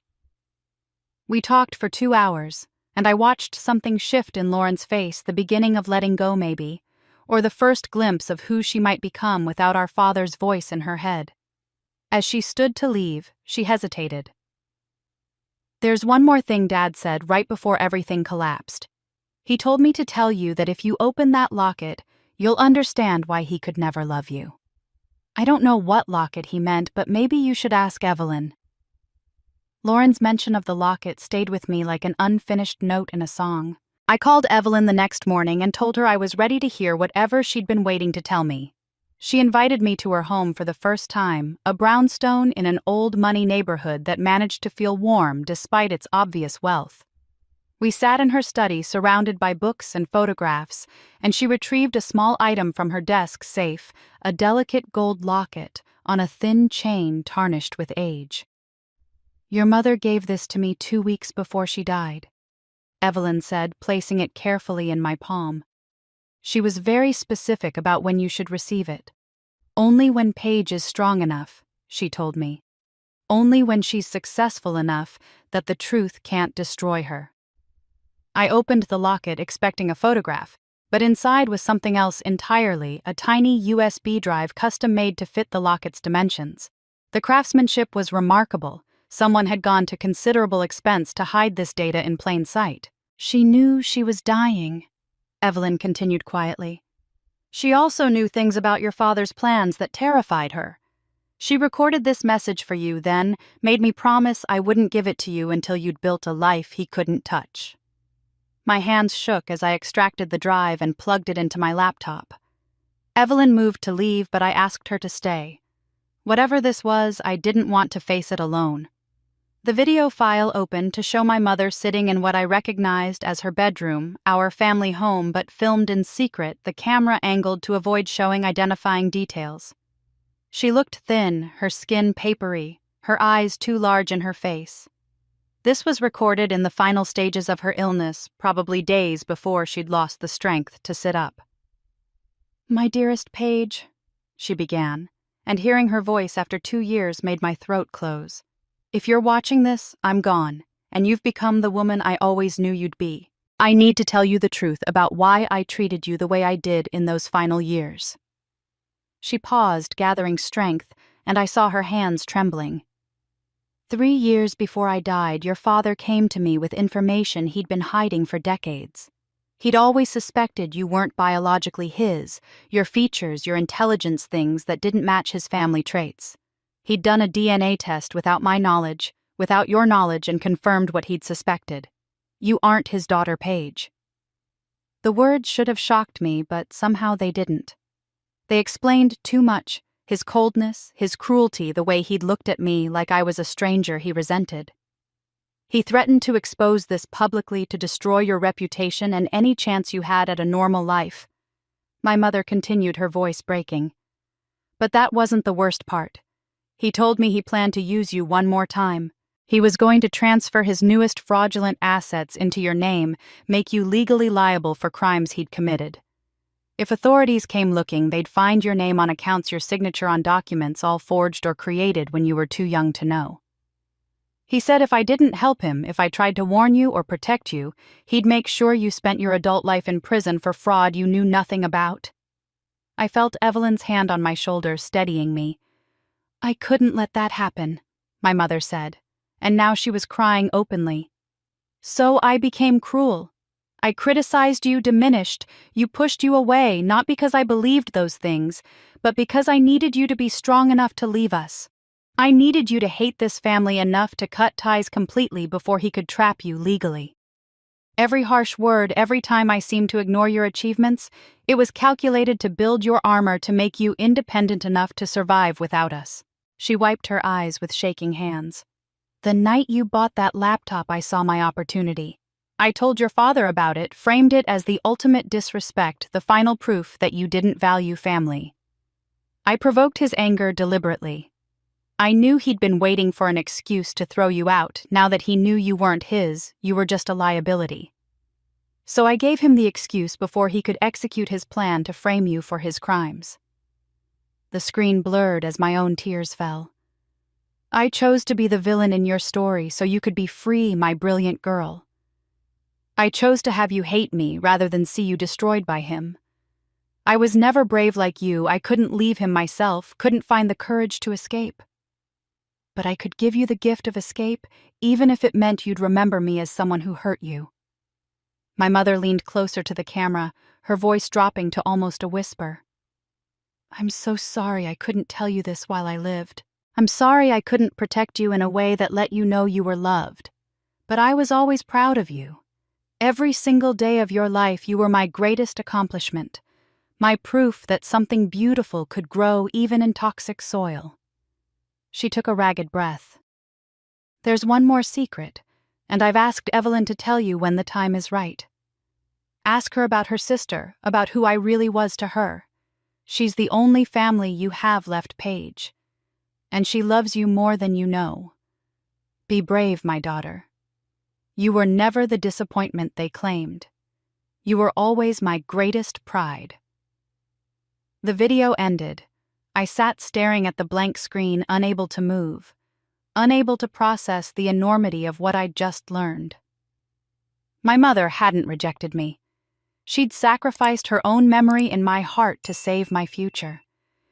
Every cruel word had been armor she was building, every cold dismissal had been a brick in the wall that would eventually set me free. I looked at Evelyn through tears. "Her sister. She said to ask you about her sister." Evelyn gently took the laptop from my hands and closed it. I sat in her study, unable to speak, unable to move my mind, trying to reorganize 35 years of memory through this new lens. My mother hadn't rejected me. Every harsh word, every moment that had felt like abandonment had been deliberate strategy to save me from my father's final scheme. She'd chosen to be remembered as cruel rather than let me be destroyed. The grief that hit me was different from what I'd felt at her funeral 2 years ago. Then I'd mourned a distant mother who'd never quite loved me enough. Now I mourned the relationship we could have had if she'd been brave enough to leave, if she'd found the strength to escape Richard Crawford decades ago and take me with her. I mourned the conversations we'd never had, the moments of closeness she'd denied herself to keep me at arm's length, the years she'd spent watching me grow while forcing herself to stay cold. But underneath the grief ran a thread of liberation so powerful it took my breath away. Every time I'd felt invisible, my mother had actually been seeing me so clearly it hurt her. Every achievement she'd seemed to ignore, she'd been proud of in secret. Every moment I'd thought I was unloved, I'd actually been loved so fiercely that she'd sacrificed her own place in my memory to ensure my survival. I cried in Evelyn's study for an hour, great wrenching sobs that felt like they were tearing something loose inside me. I cried for the mother who'd been trapped, for the daughter who'd been saved, for the impossible choice that had broken both their hearts. And I cried with relief because I hadn't been wrong about her. The moments I'd caught the glimpses of warmth quickly hidden the sense that underneath everything she saw me, those hadn't been wishful thinking. They'd been truth breaking through her careful armor. Evelyn held me without speaking, and when I finally quieted, she made tea and sat with me until I was ready to leave. The next morning I drove to the cemetery for the first time since the funeral. I'd avoided it for 2 years, unable to face the grave of someone I'd thought had never really loved me. Now I brought flowers, white roses, her favorite, and the gold locket on its chain which I'd clasped around my neck and wouldn't remove. Her headstone was simple Elizabeth Marsh Crawford, with dates that showed she'd only been 58 when she died. Too young. Too many years stolen by a marriage that had slowly suffocated her. I sat on the grass beside the grave and talked to her the way I'd never been able to when she was alive. I told her about Meridian, about the 200 businesses we'd helped, about the algorithm that was changing how small businesses accessed capital. I told her about destroying the family that had destroyed us both, about forcing Hartwell Global to fund the mission they'd tried to kill, about becoming someone who couldn't be dismissed or controlled. "You taught me to be strong by showing me what happens when you're not strong enough," I said to the stone. "I don't blame you, Mom. I understand now. You were fighting with the only weapons you had protecting me, the only way you could think of. And it worked. I got out. I'm free. I'm everything you wanted to be and couldn't be." I traced her name with my fingers. "I promise I'll be brave enough for both of us. I won't let your sacrifice be wasted. Every business I help, Every woman I give opportunities to, every time I choose transparency over manipulation, that's your legacy. Not the Crawford name or their corruption. You. Sitting there, I felt the past reorganizing itself in my mind. The times she'd seemed distant weren't rejection. They were restraint, forcing herself to maintain distance because getting too close would have made the necessary separation unbearable. The times she hadn't defended me from my father's coldness weren't cowardice. They were calculated moves in a long-term strategy to make me strong enough to survive without her protection. The years she'd appeared passive and defeated, she'd been planning my escape while appearing to submit to Richard's control. My mother hadn't been perfect. Her methods had been flawed, maybe even traumatic in ways I'd need to work through. She could have made different choices, could have left him earlier, could have found other ways to protect me, could have trusted me with the truth sooner. But she'd done the best she could within an impossible situation with the limited power available to a woman trapped in a controlling marriage. I decided then, sitting by her grave with the locket warm against my skin, that I wouldn't let bitterness about her limitations overshadow gratitude for her sacrifice. She'd given me life twice, once at birth, and once by driving me away before Richard could trap me in his final crime. That gift deserved to be honored, not resented. As I stood to leave, my phone rang. Evelyn's name on the screen. "Are you ready to hear about your mother and me?" she asked without preamble. "Because once I tell you this, everything else will make sense, including why I've invested everything in protecting you." I looked at my mother's grave one more time, then back toward my car. "Yes, I'm ready." "Come to my house tonight," Evelyn said. "There are some photographs I need to show you, and a story about two sisters who loved each other but couldn't save each other, until one of them had a daughter who could do what they both failed to do." My heart stopped. Sisters, mom, sister? Tonight, Paige. This conversation needs to happen in person. I arrived at Evelyn's brownstone that evening as the sun was setting, casting long shadows across her study. She had cleared her desk and laid out a series of photographs, some in frames, others loose and yellowed with age. The oldest showed two young women in their 20s standing on what looked like a college campus, arms around each other, laughing at something outside the frame. "That's me and my younger sister Elizabeth, your mother," Evelyn said, her voice soft with old grief. "This was taken at Wellesley, her graduation day. She was brilliant, Paige, top of her class in economics. She wanted to work in policy, maybe teach change, how the financial system worked from the inside." I stared at the photograph at my mother, young and radiant, full of ambition and hope. She looked so different from the quiet, defeated woman I'd known. "We came from old money," Evelyn continued. "The Marsh family made its fortune in textiles in the 1800s. By the time Elizabeth and I were born, that fortune had been carefully managed through generations. Our parents were traditional in the worst ways. They believed in preserving wealth and status above all else, in marriages that served family interests rather than individual happiness."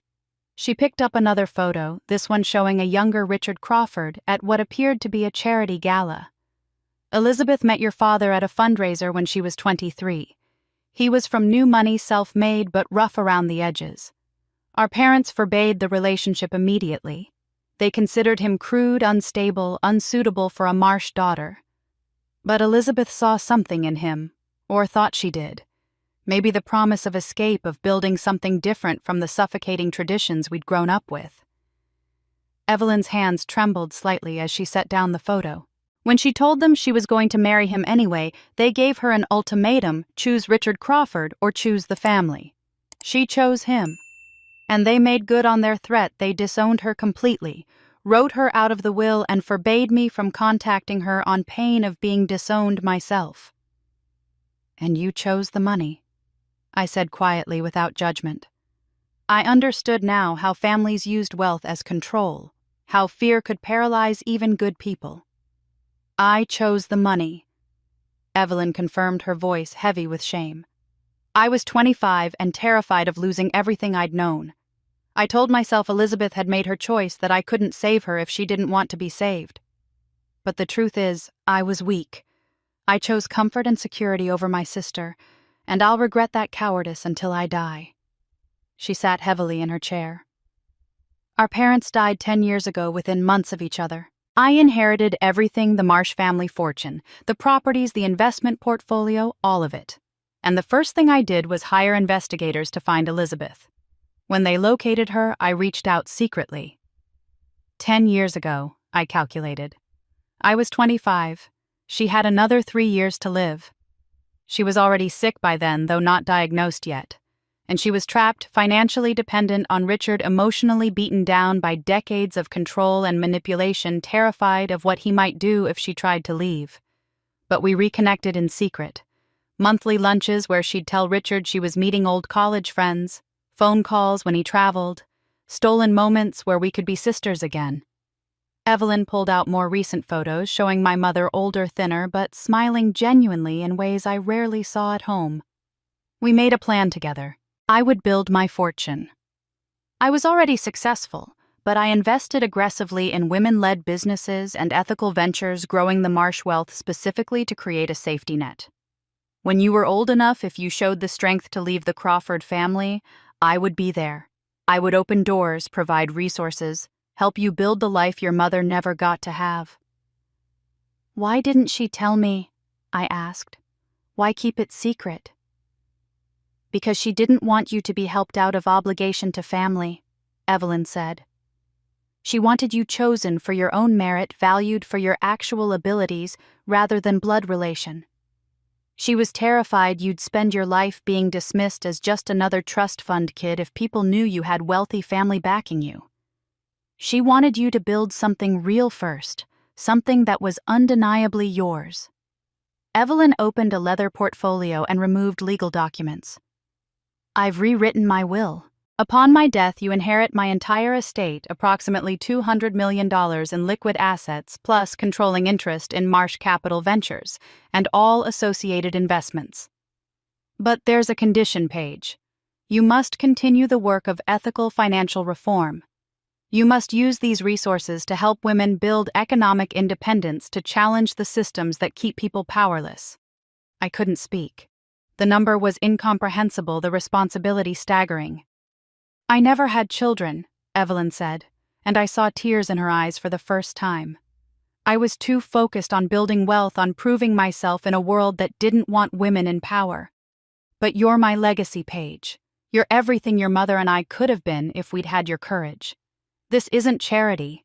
It's investment in the person most qualified to carry our family's values forward in a way that actually matters. Before I could process what she'd told me, before I could even begin to understand that I had family who loved me, that I belonged to something beyond the Crawfords. My phone rang. Rebecca Park's name on the screen. Paige, I just got a call from a hospital administrator, she said, her tone urgent. Richard Crawford had a major heart attack an hour ago. He's in critical condition and he's asking to see you. He told the doctors there's something he needs to confess before he dies.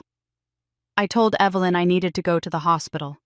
Not because I owed Richard Crawford anything, but because I needed complete truth. After my mother's video, after learning about Evelyn's relationship to me, I wanted every piece of the puzzle in place before moving forward with my life. The hospital was cold and antiseptic, smelling of disinfectant, and something underneath it that might have been fear. Richard was in the cardiac ICU monitors, beeping rhythmically, tubes running from his arms. He looked decades older than when I'd last seen him, his skin gray, his body diminished under white sheets. Victoria wasn't there, according to the nurse she'd left after an hour to handle estate matters, which I translated as positioning herself to maximize widow benefits.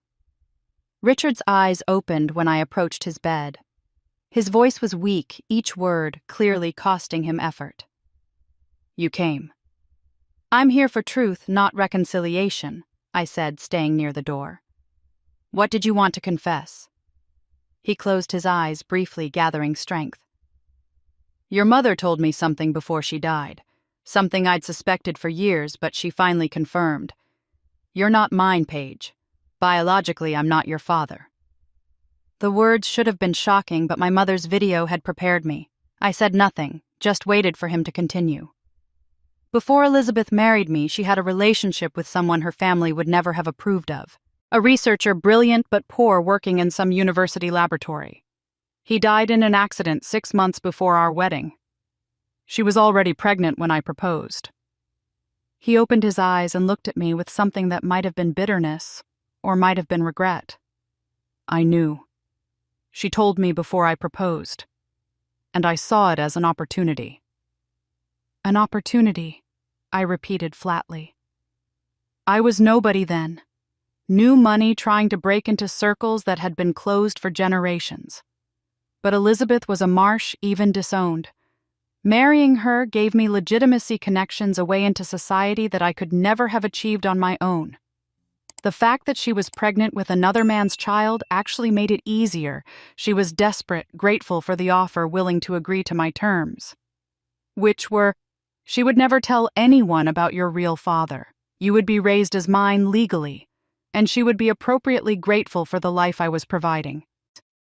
His voice was getting weaker, but he pushed on.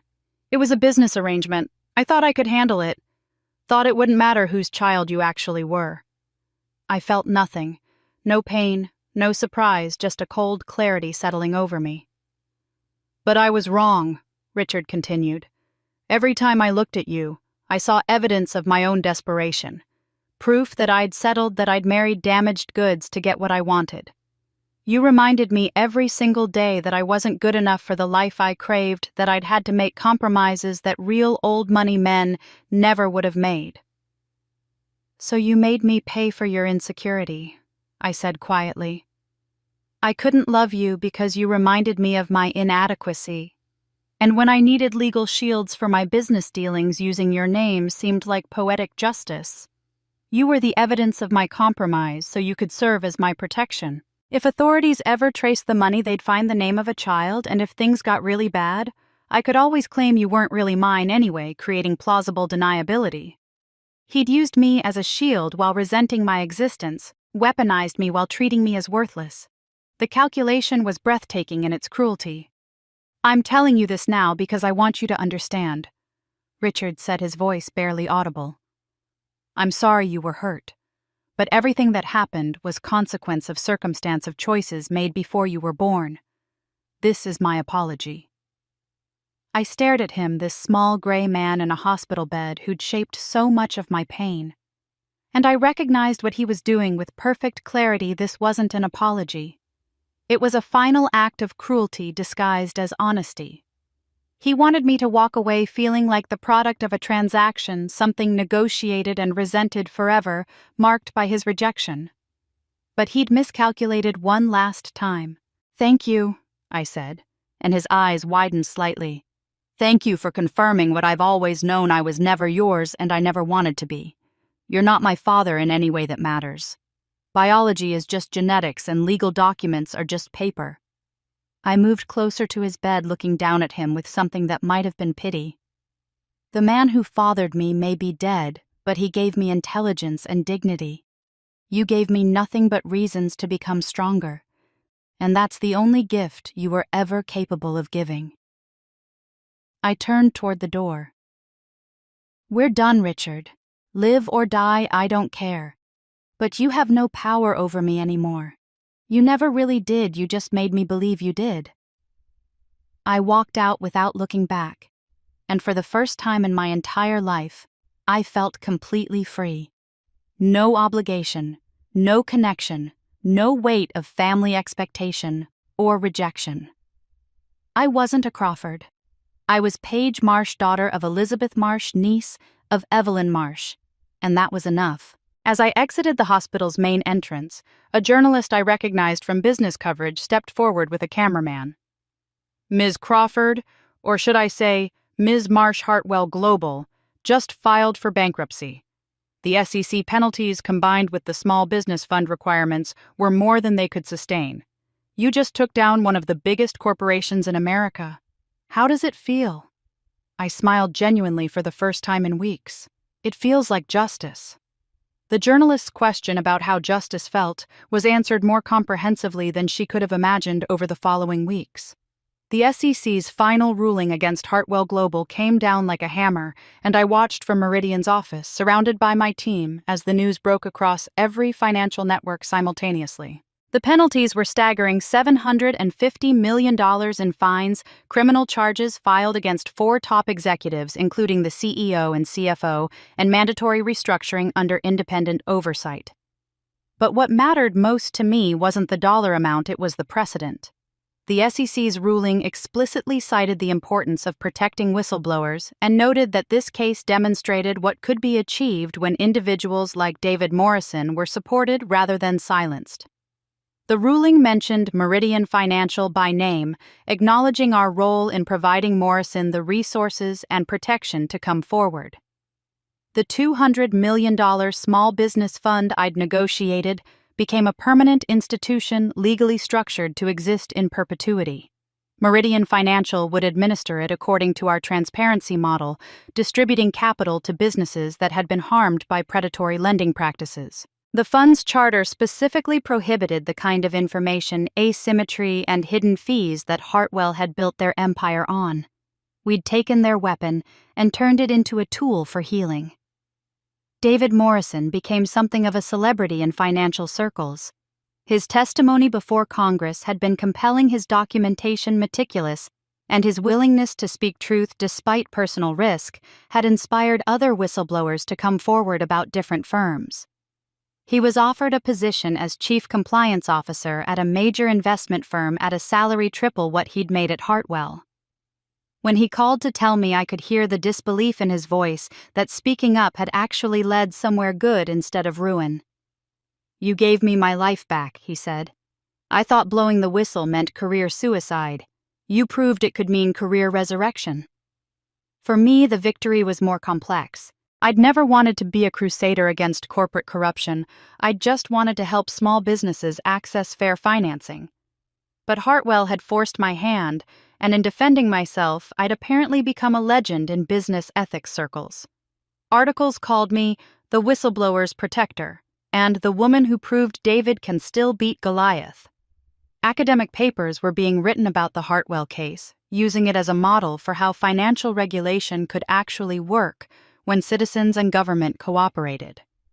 The publicity drove Meridian's growth beyond anything I'd projected. Within a month of Hartwell's collapse, we were fielding inquiries from major investors who wanted to be part of what we were building. Evelyn helped me navigate the funding round, and we ultimately raised $50 million in Series B funding at a $300 million valuation. The number was almost absurd. 2 years ago, I'd been living in a $45 a night motel, and now I was running a company valued at $350 million. I was genuinely wealthy now. Not Crawford family wealthy I'd never want to be, that never want wealth built on exploitation and cruelty, but self-made wealthy, which meant infinitely more. Wealth that came from creating value rather than extracting it, from building systems that helped people rather than trapped them. I could afford a real apartment now, could stop worrying about whether I'd make rent, could invest in Meridian's growth without constant financial anxiety. But more important than my personal wealth was Meridian's impact.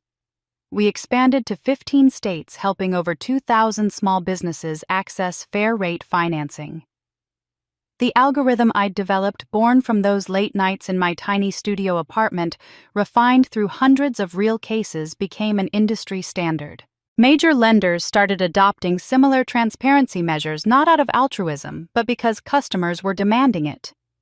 Business owners would bring loan offers to us for analysis, and when our algorithm flagged predatory terms, they'd go back to their banks and demand better.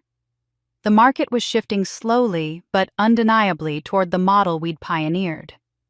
Margaret led our expansion team, hiring, carefully prioritizing women over 50 who brought decades of experience and had been pushed out of traditional finance. Our company culture became legendary. We were written up in business journals as an example of how to build a successful company that actually valued its people. Patricia and Diane both became senior vice presidents running regional operations with the expertise that had been dismissed as outdated by the firms that had laid them off.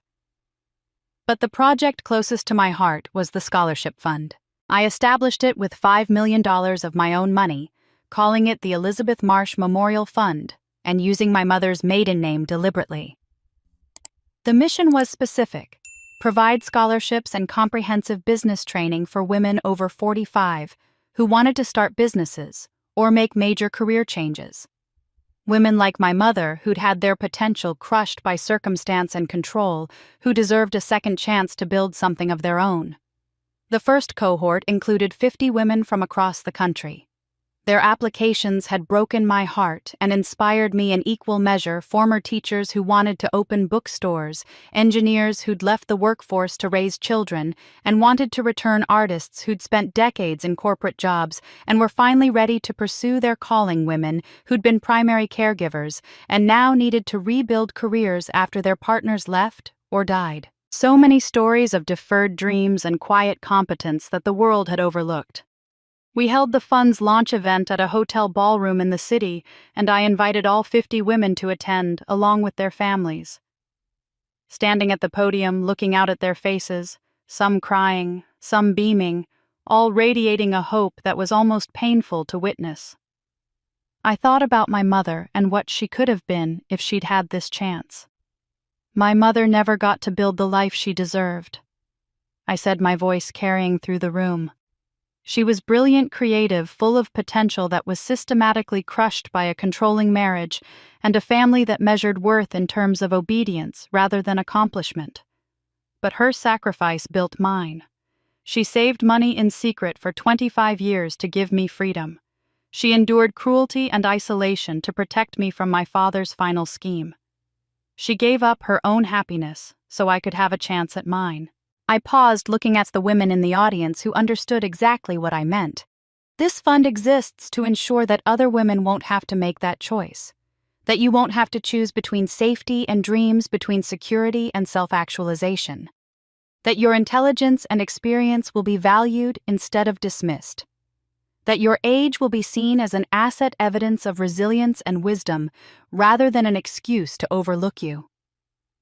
The standing ovation went on for 5 minutes. Several women came up afterward to hug me, to tell me their stories, to thank me for seeing them. One woman, probably in her 60s, grabbed my hands and said, "I thought my life was over. You just showed me it's actually beginning." A week later, a package arrived at Meridian's office with no return address. Inside was an elegant invitation on heavy cream cardstock embossed with gold lettering, the National Women's Business Leadership Awards. I'd been nominated for Person of the Year, the youngest woman ever considered for the honor, according to the letter that accompanied the invitation.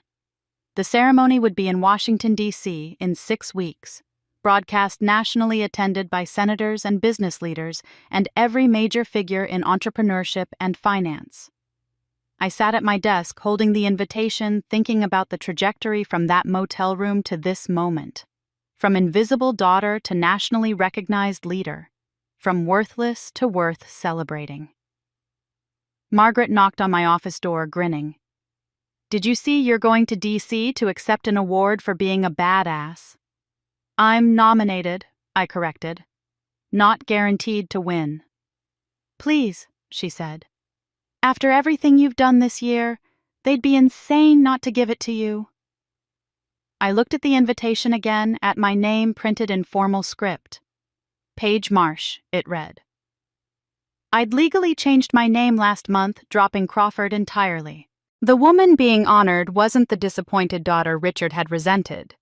She was someone entirely new, built from pain and purpose in equal measure. "I guess we're going to Washington," I said. The journalist's question hung in the air, cameras recording, and I realized this was the moment everything had been building toward. Not revenge, exactly, but accountability on a scale that would ripple through the entire financial industry. The SEC's final ruling against Hartwell Global came down 3 weeks later, and it was devastating in scope. $750 million in penalties, the largest fine ever levied against a private equity firm. Criminal charges filed against 12 executives, including the CEO and CFO, for securities fraud, wire fraud, and conspiracy. Mandatory restructuring that would place the company under independent oversight for a minimum of 10 years. And the $200 million small business fund I'd negotiated became not a one-time payment, but a permanent institution funded in perpetuity and administered by Meridian Financial. The announcement made front-page news in every major financial publication. The case became a landmark, cited in congressional hearings and academic papers as proof that whistleblower protections could work when properly supported. David Morrison was profiled in magazines, his face becoming synonymous with the courage to speak truth to power. Within months, he received job offers from a dozen major firms. He eventually accepted a position as chief compliance officer at an investment company at a salary triple what Hartwell had paid him, with explicit protections written into his contract and a seat on the board. But Morrison's victory was just one thread in a larger tapestry. The publicity around Hartwell's collapse created a watershed moment for Meridian Financial. Suddenly, we weren't just a small fintech company with a good idea.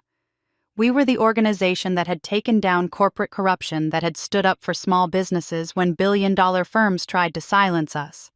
Investment offers flooded in. Margaret, who'd become our de facto chief operating officer, coordinated the due diligence process with military precision. We raised $50 million in Series B funding at a $300 million valuation. The number was staggering to me. 3 years ago, I'd been sleeping in a motel room with $45 to my name. Now I controlled a company worth more than most people would see in 10 lifetimes. But the valuation wasn't what mattered most. It was what we could do with it. Meridian expanded from operating in 3 states to 15 within 6 months. We hired 60 new employees, prioritizing candidates over 50 who'd been pushed out of traditional finance. Our team became a haven for brilliant people who'd been told they were obsolete, and they brought institutional knowledge that money couldn't buy. We helped our 2,000th small business access fair financing in October, and by December, we'd crossed 3,000. The algorithm I developed on that $900 laptop became an industry standard. Major banks started licensing modified versions of it, forced to adopt transparency practices or watch their small business clients migrate to Meridian. Traditional lenders who'd built empires on confusion and hidden fees suddenly had to compete on fairness and clarity. We'd changed the rules of the game, and the entire system was shifting to accommodate it. The financial success was real. My personal net worth had grown to levels I couldn't have imagined. Between Meridian equity, Evelyn's eventual inheritance, and strategic investments, I was genuinely wealthy. But unlike the Crawfords, unlike Hartwell, unlike everyone who'd tried to destroy me, I'd built this wealth by creating value rather than extracting it. Every dollar in my account represented a business saved, a family kept together, an entrepreneur given a fair chance. I could have stopped there, could have enjoyed my success, built my wealth, lived comfortably. But my mother's video kept playing in my mind, her words about making something beautiful from toxic soil. And I kept thinking about all the women like her, brilliant, capable, systematically denied opportunities because they didn't fit the narrow definition of who deserved success. I established the Elizabeth Marsh Memorial Fund 6 months after Hartwell's collapse. The name felt right, restoring my mother's maiden name, the identity she'd surrendered when she married Richard Crawford. The fund would provide scholarships, business training, and seed capital for women over 45 who wanted to start businesses or change careers. We partnered with community colleges and business schools, created mentorship programs, built support networks. The first cohort of 50 women gathered for orientation in a hotel conference room that Evelyn had donated for the day. Looking at their faces, I saw echoes of my mother in almost all of them, intelligence that had been overlooked, potential that had been dismissed, dreams that had been deferred for decades while they raised children, or supported husbands, or survived systems designed to keep them invisible. There was Patricia, 53, who'd worked in banking for 30 years before being laid off in a restructuring that coincidentally targeted everyone over 50. She wanted to start a financial literacy nonprofit for low-income families. There was Jennifer, 48, who'd put her engineering degree aside to raise 4 kids and now wanted to launch a renewable energy consulting firm. There was Maria, 61, recently divorced after 40 years of marriage, discovering she had a talent for graphic design and wanting to build an agency that specialized in branding for women-owned businesses. Each of them had been told implicitly or explicitly that they were too old, too inexperienced, too far from the demographic that deserved investment. Each of them was brilliant and determined and ready to prove everyone wrong. At the fund's official launch event, I gave a speech that I'd written and rewritten a dozen times trying to capture what I wanted to say. Media filled the room along with the scholarship recipients, Meridian employees, and supporters who'd followed our journey. My mother never got to build the life she deserved. I began, my voice steady despite the emotion churning beneath. She was brilliant, top of her class, ambitious, full of ideas about how to make the financial system more equitable. But she married into a family that saw her intelligence as a threat, and over decades they convinced her that her dreams were foolish, that her place was supporting others rather than building her own legacy. I looked out at the women in the audience, saw some of them nodding with recognition. She spent the last years of her life secretly saving $50 a month from grocery money she hid from my father to give me a foundation he couldn't control. That money bought me a laptop. That laptop built a company. That company took down corporate corruption and changed an industry. Everything I've accomplished traces back to my mother's quiet resistance, her refusal to completely surrender, even when surrender seemed like the only option. I paused, steadying myself. This fund exists because my mother's story isn't unique.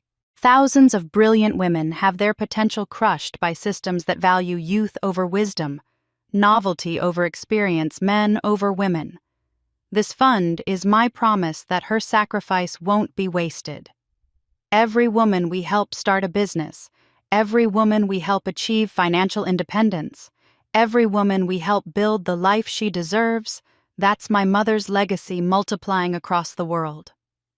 The applause was thunderous, but what mattered more was the look in those women's eyes, hope mixed with determination, the recognition that someone finally saw their worth. 3 weeks later, a package arrived at my office. No return address, just my name, and Meridian's address in elegant calligraphy.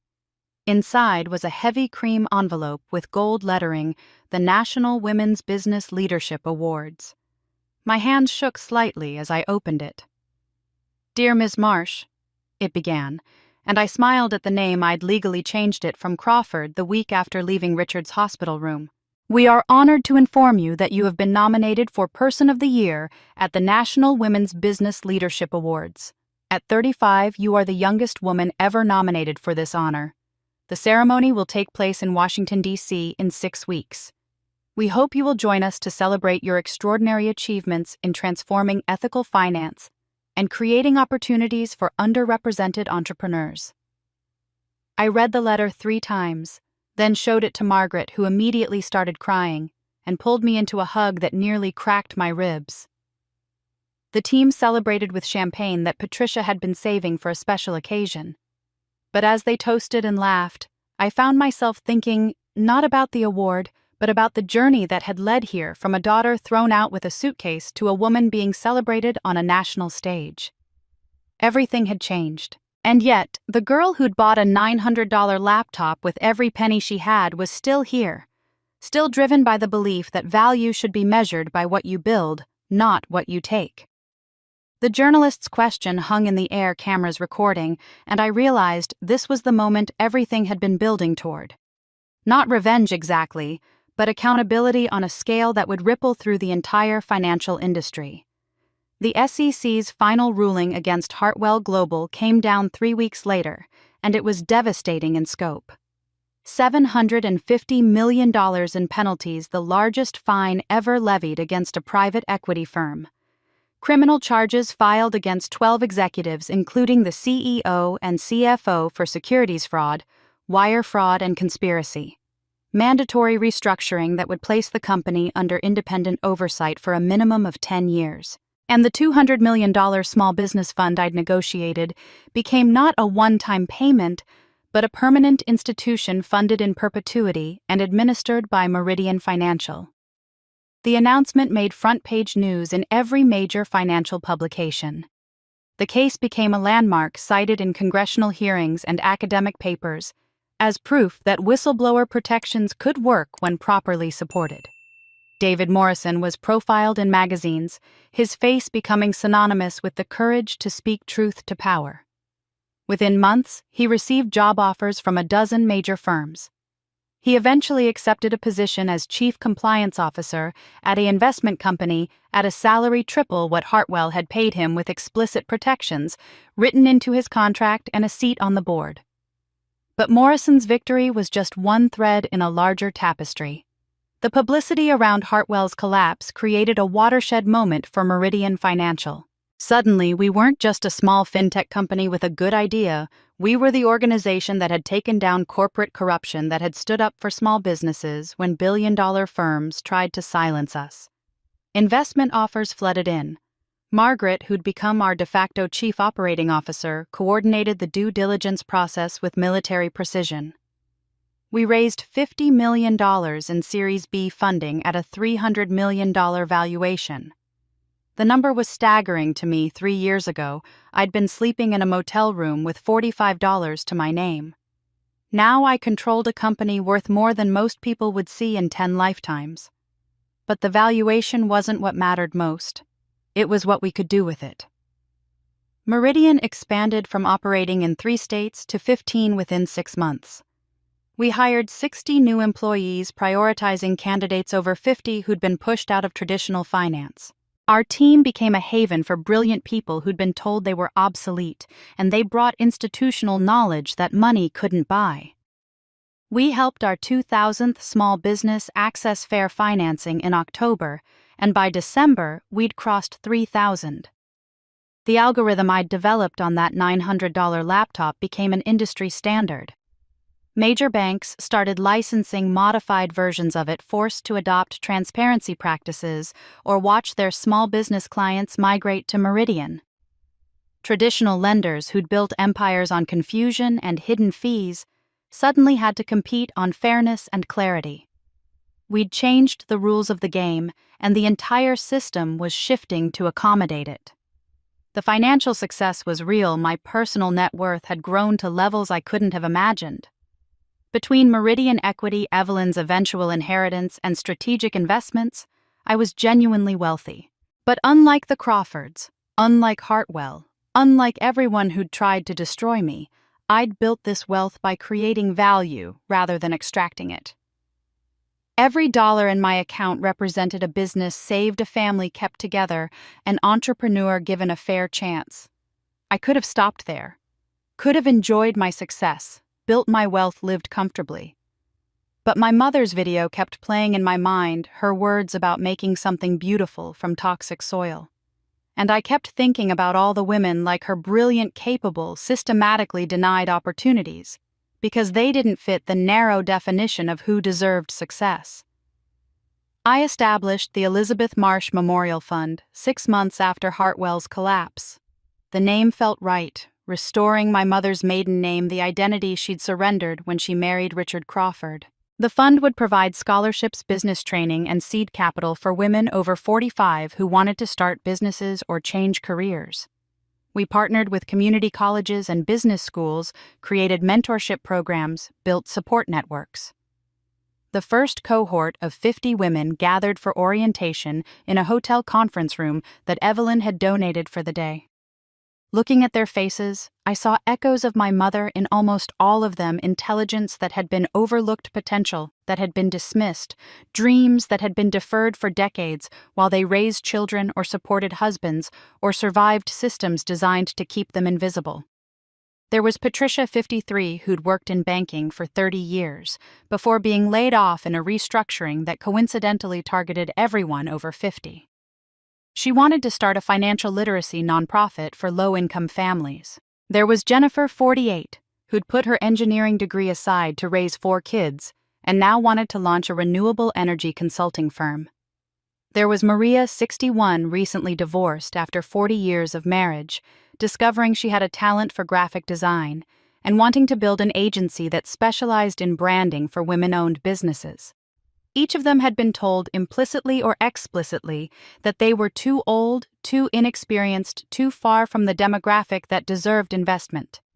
Each of them was brilliant and determined and ready to prove everyone wrong. At the fund's official launch event, I gave a speech that I'd written and rewritten a dozen times, trying to capture what I wanted to say. Media filled the room along with the scholarship recipients, Meridian employees, and supporters who'd followed our journey. My mother never got to build the life she deserved.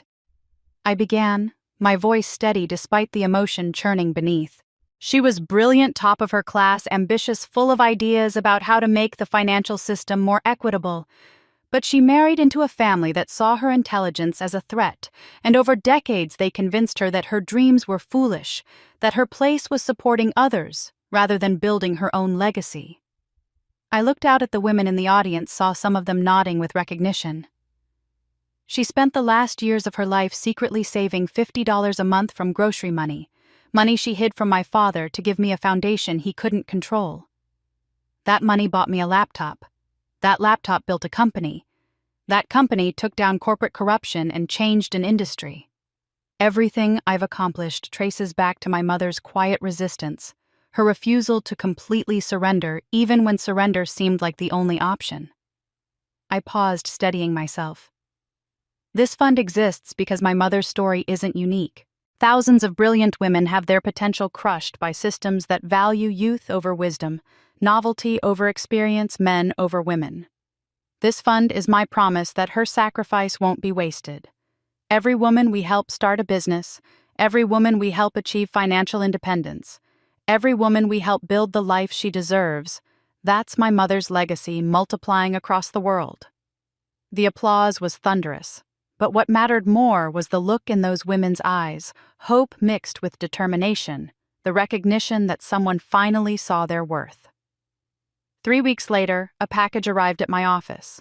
No return address, just my name and Meridian's address in elegant calligraphy. Inside was a heavy cream envelope with gold lettering, the National Women's Business Leadership Awards. My hands shook slightly as I opened it. "Dear Ms. Marsh," it began, and I smiled at the name. I'd legally changed it from Crawford the week after leaving Richard's hospital room. "We are honored to inform you that you have been nominated for Person of the Year at the National Women's Business Leadership Awards. At 35, you are the youngest woman ever nominated for this honor. The ceremony will take place in Washington, D.C. in 6 weeks. We hope you will join us to celebrate your extraordinary achievements in transforming ethical finance and creating opportunities for underrepresented entrepreneurs." I read the letter 3 times, then showed it to Margaret, who immediately started crying and pulled me into a hug that nearly cracked my ribs. The team celebrated with champagne that Patricia had been saving for a special occasion. But as they toasted and laughed, I found myself thinking not about the award, but about the journey that had led here, from a daughter thrown out with a suitcase to a woman being celebrated on a national stage. Everything had changed. And yet, the girl who'd bought a $900 laptop with every penny she had was still here, still driven by the belief that value should be measured by what you build, not what you take. The weeks leading up to the awards ceremony were a blur of preparation and planning. But everything stopped when I received a call from Evelyn's assistant. Evelyn had been hospitalized with heart failure. She was asking for me. I drove to the hospital immediately, my mind refusing to accept what this might mean. Evelyn had been my anchor through everything: the family betrayal, the Hartwell War, the discovery of my mother's sacrifice. She'd been the aunt I never knew. I had the mentor who believed in me when no one else did, the connection to a family history I'd thought I'd lost forever. She was in a private room, monitors beeping softly, but she'd refused most of the invasive interventions the doctors had recommended. When I entered, she opened her eyes and smiled, and I saw in that smile both exhaustion and peace. "Don't look so devastated," she said, her voice weaker than I'd ever heard it. "I'm 63. I've lived a full life, and I've accomplished the one thing that mattered most. I got to see you become who you were meant to be." I pulled a chair close to her bed and took her hand. It felt fragile, the bones too prominent, but her grip was still firm. "You can fight this. There are treatments." "I've chosen not to pursue aggressive treatment," she interrupted gently. "My heart is failing, Paige. I could buy myself a few more months of hospitals and procedures, Or I can go on my own terms with clarity and dignity. I choose dignity. The tears I'd been holding back spilled over. I just found you. I can't lose you already. You're not losing me. You're carrying me forward. She squeezed my hand. I spent 50 years building Marsh Capital, creating wealth and influence. But you built something more valuable in just 3 years. You built a movement. You proved that ethical business isn't just possible, it's profitable. You changed how an entire industry operates. She paused to catch her breath, and I could see the effort it took. Everything I have is already legally yours. We made sure of that months ago. But I need to tell you what to do with it, what your mother and I envisioned when we planned for your future. Over the next hour, speaking slowly to conserve energy, Evelyn laid out her vision. She wanted me to merge Marsh Capital Ventures with Meridian Financial, creating the largest ethical investment firm in the country. Marsh Capital had $2 billion in assets under management funds that could be redirected toward businesses that treated people with dignity, that solved real problems, that created value rather than extracting it. You have the algorithm, the transparency model, the proof of concept, she said. Marsh Capital has the institutional relationships, the capital, the infrastructure to scale globally. Together you could redirect billions of dollars toward ethical enterprises. Imagine Meridian's principles applied not just to small business lending, but to venture capital, to private equity, to institutional investment. The scope of what she was describing was staggering. It would make me one of the most powerful people in finance, with the ability to influence where massive amounts of capital flowed. The responsibility was almost paralyzing. I know it's overwhelming, Evelyn said, reading my expression. But you're ready. And I need you to understand something about power, about what you're really being given. She shifted in the bed, wincing slightly. Power isn't about having more money than everyone else. It's about deciding what money gets used for. Right now, most capital flows toward whatever generates maximum return regardless of human cost. You have the chance to change that equation, to prove that capital can flow toward businesses that generate returns and treat people with dignity. That's real power, not just making money, but directing what money does in the world. I nodded, trying to absorb the magnitude of what she was entrusting to me. You'll be lonely. She continued, her voice dropping to almost a whisper. Leadership at this level is isolating. You'll be criticized by people you help. They'll say you didn't do enough, or you did it wrong, or you had ulterior motives. You'll be attacked by people you threaten. They'll manufacture scandals, spread lies, try to destroy you the way Hartwell did. And you'll be misunderstood by almost everyone because people can't comprehend motives that aren't purely self-interested. She looked at me intently. Stay anchored to your purpose, not your reputation. Your purpose is real, helping people build economic independence, creating systems that value fairness over extraction. Your reputation is just what others say about you, and it will fluctuate wildly based on factors you can't control. If you anchor to reputation, you'll be blown around by every wind. If you anchor to purpose, you'll stay steady. I squeezed her hand, memorizing every word. And Paige, find love. Real love, not the transactional kind your parents had. Find someone who sees all of you, the brilliance and the scars, the ambition and the vulnerability, and celebrates every bit of it. Don't let this work consume you so completely that you forget to build a life that includes partnership and joy. Your mother made that mistake, and I made it too. Don't repeat our errors. We talked for hours, or maybe she talked and I listened, about the businesses she'd invested in over the years, about the mistakes she'd made, and the lessons she'd learned, about the women she'd mentored, and the systems she'd tried to change. As the sun set outside her window, her voice grew quieter, her energy fading. I'm tired now, she finally said. Will you stay? As long as you want me here, I promised. Evelyn passed away just after midnight, with me holding her hand and telling her about the Elizabeth Marsh Memorial Fund, about the 50 women in the first cohort, about all the lives her sacrifice and my mother's sacrifice had touched. In her final moments, her eyes opened one last time and she whispered, "Tell Elizabeth I kept my promise." And Paige, you were worth it. You were always worth it. Then she was gone, and I was alone with her body in the quiet hospital room, processing the loss of the only person who'd ever believed in me unconditionally. I stayed for an hour just sitting with her, thanking her for everything she'd given me, promising her I wouldn't let the legacy she'd built be wasted. Unlike my mother, Evelyn had lived to see her work bear fruit. She'd died knowing that the plan she and Elizabeth had made had succeeded beyond their wildest hopes. There was grief in her passing, profound and aching, but underneath it was gratitude. The inheritance she'd left wasn't just money or businesses. It was validation that I'd done what they'd hoped, responsibility to continue work bigger than myself, and the weight of carrying forward a vision that spanned 3 generations of women who'd refused to accept the limitations others placed on them. The memorial service was held at a historic church in the financial district, filled with people whose lives Evelyn had touched over 5 decades. Venture capitalists who'd learned ethical investing from her. Women entrepreneurs who'd gotten their start with her backing. Journalists, politicians, activists, all there to honor someone who'd changed finance by refusing to accept that profit and principle were incompatible.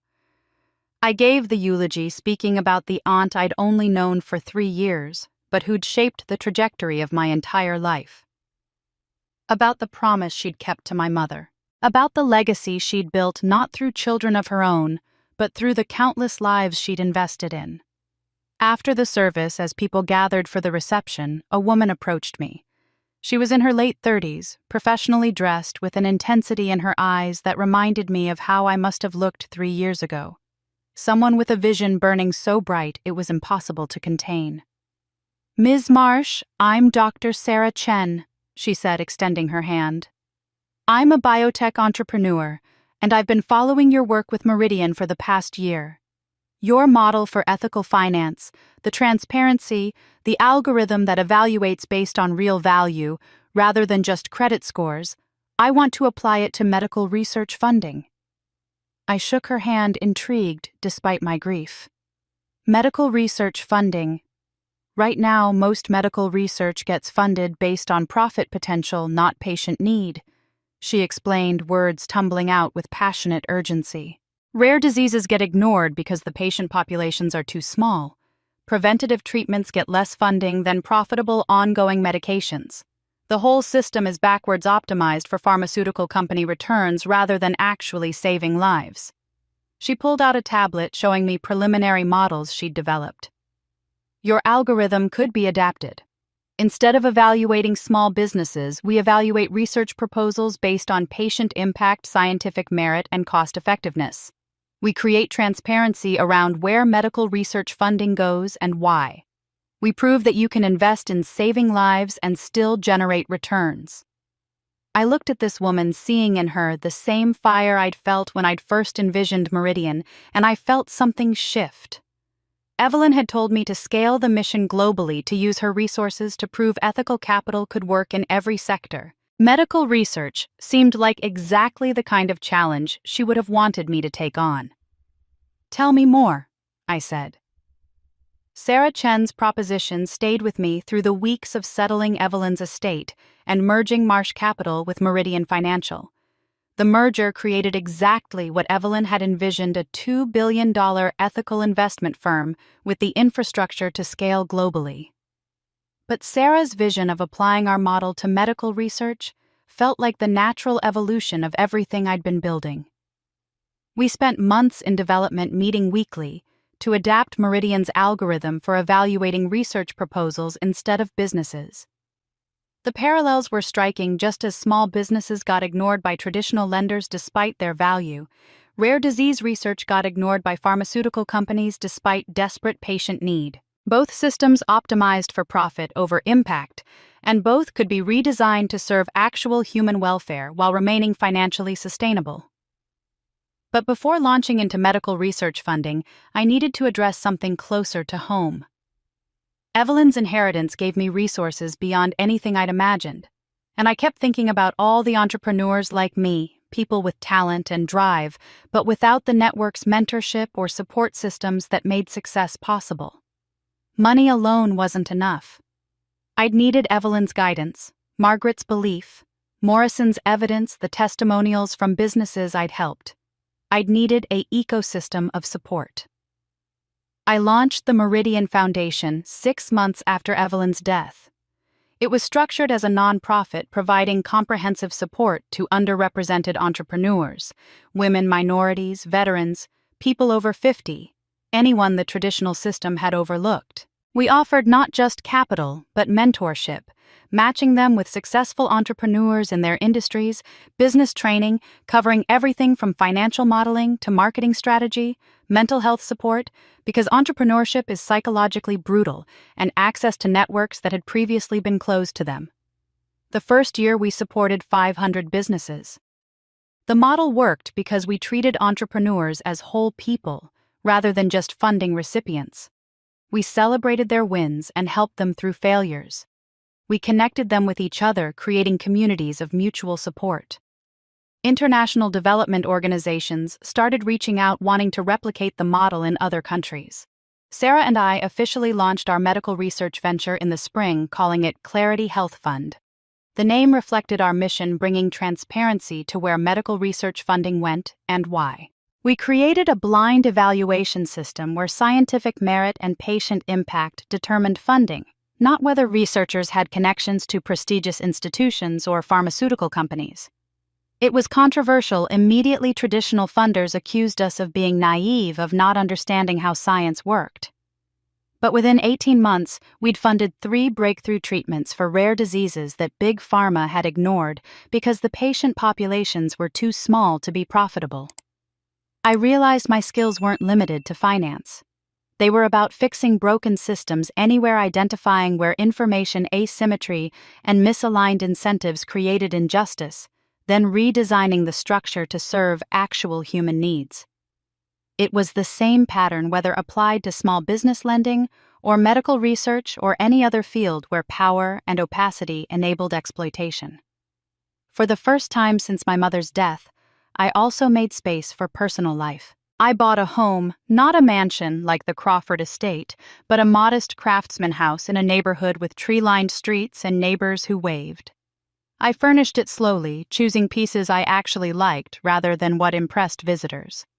I adopted a rescue dog, a mixed breed named Charlie, who'd been overlooked at the shelter for being too old. We walked together every morning before work, and his uncomplicated affection was healing in ways I hadn't expected. I made friends with other women entrepreneurs, people who understood the specific challenges of building businesses while being underestimated. We had dinners where we talked about things besides work, where we laughed and complained and celebrated each other's successes without competition or jealousy. I even dated occasionally, though I was careful about people who seemed more interested in my success than in me as a person. Most importantly, I started taking Sundays off. Completely off. No email, no work calls, no strategic planning. Just reading and walking Charlie and cooking meals that took hours. Building a life, not just a legacy. 3 years to the day after being thrown out of the Crawford mansion, a letter arrived at my office. The return address was local, the handwriting familiar. Inside was a single page from Lauren. Page, I've finished business school and started a company helping families navigate financial literacy, teaching them to recognize manipulation and build independence. I used everything I learned from watching you and from my own mistakes. Will you meet me for coffee? No agendas, no asks for money or help. Just sisters if you're willing. I understand if you're not.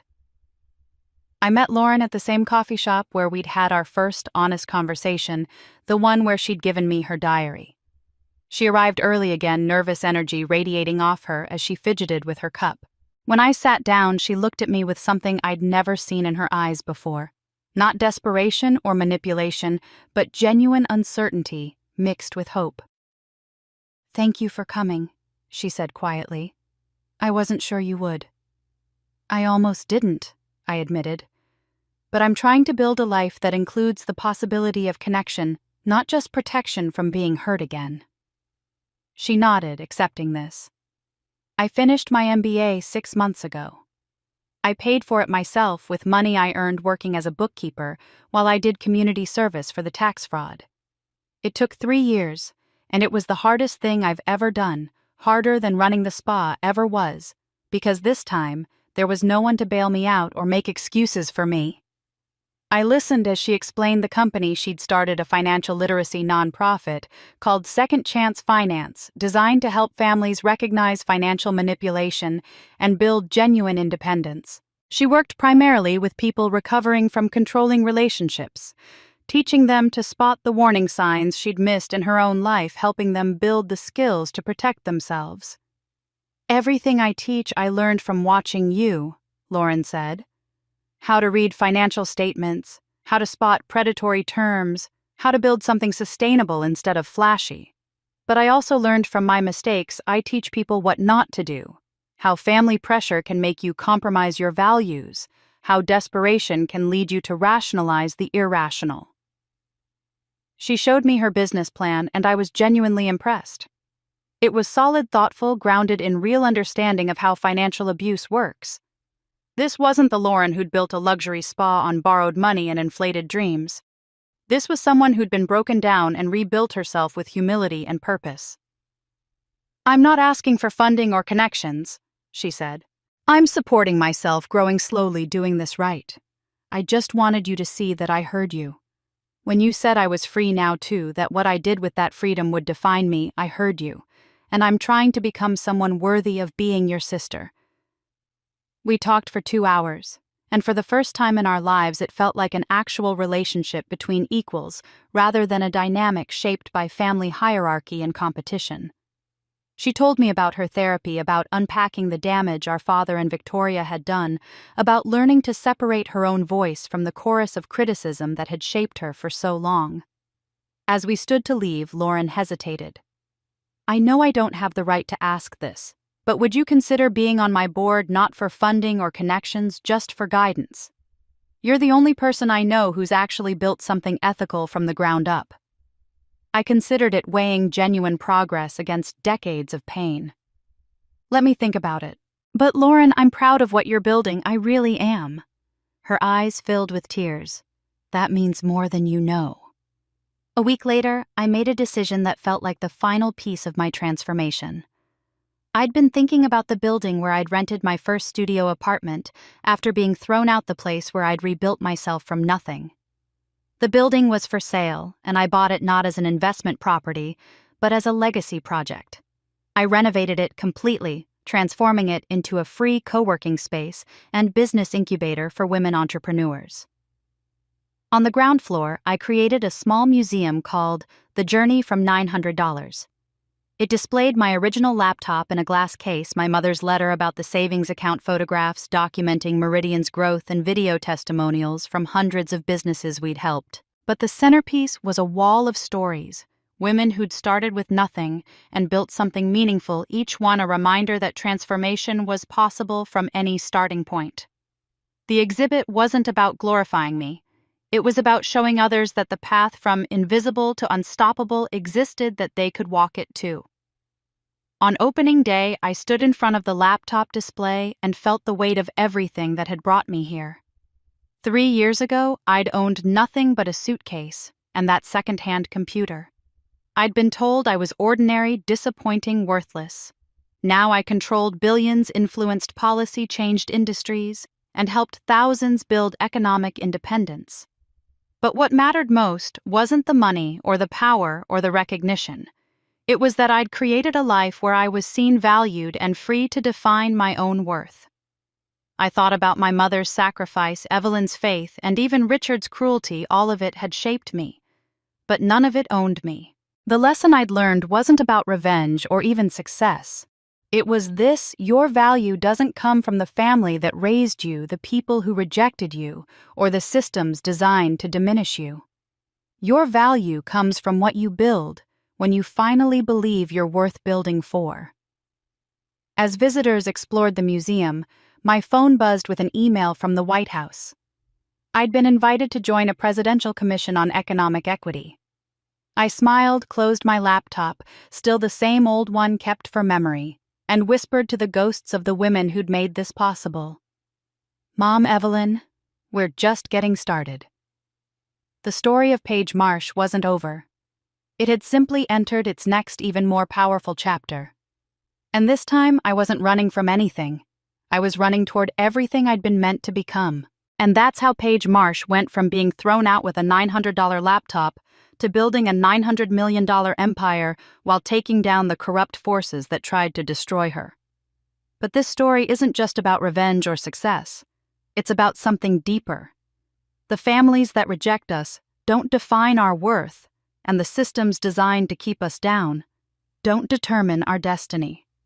Paige won because she chose to build rather than destroy, to heal rather than hate, and to become the person she needed when nobody came for her. If this story moved you, hit that subscribe button and turn on notifications so you never miss these powerful true stories of transformation. And I want to hear from you in the comments. Have you ever been underestimated by your own family? How did you prove them wrong? Share your story below because your journey might inspire someone else who needs to hear it. Remember, you're not defined by who rejected you. You're defined by what you build when you finally believe you're worth it. See you in the next one.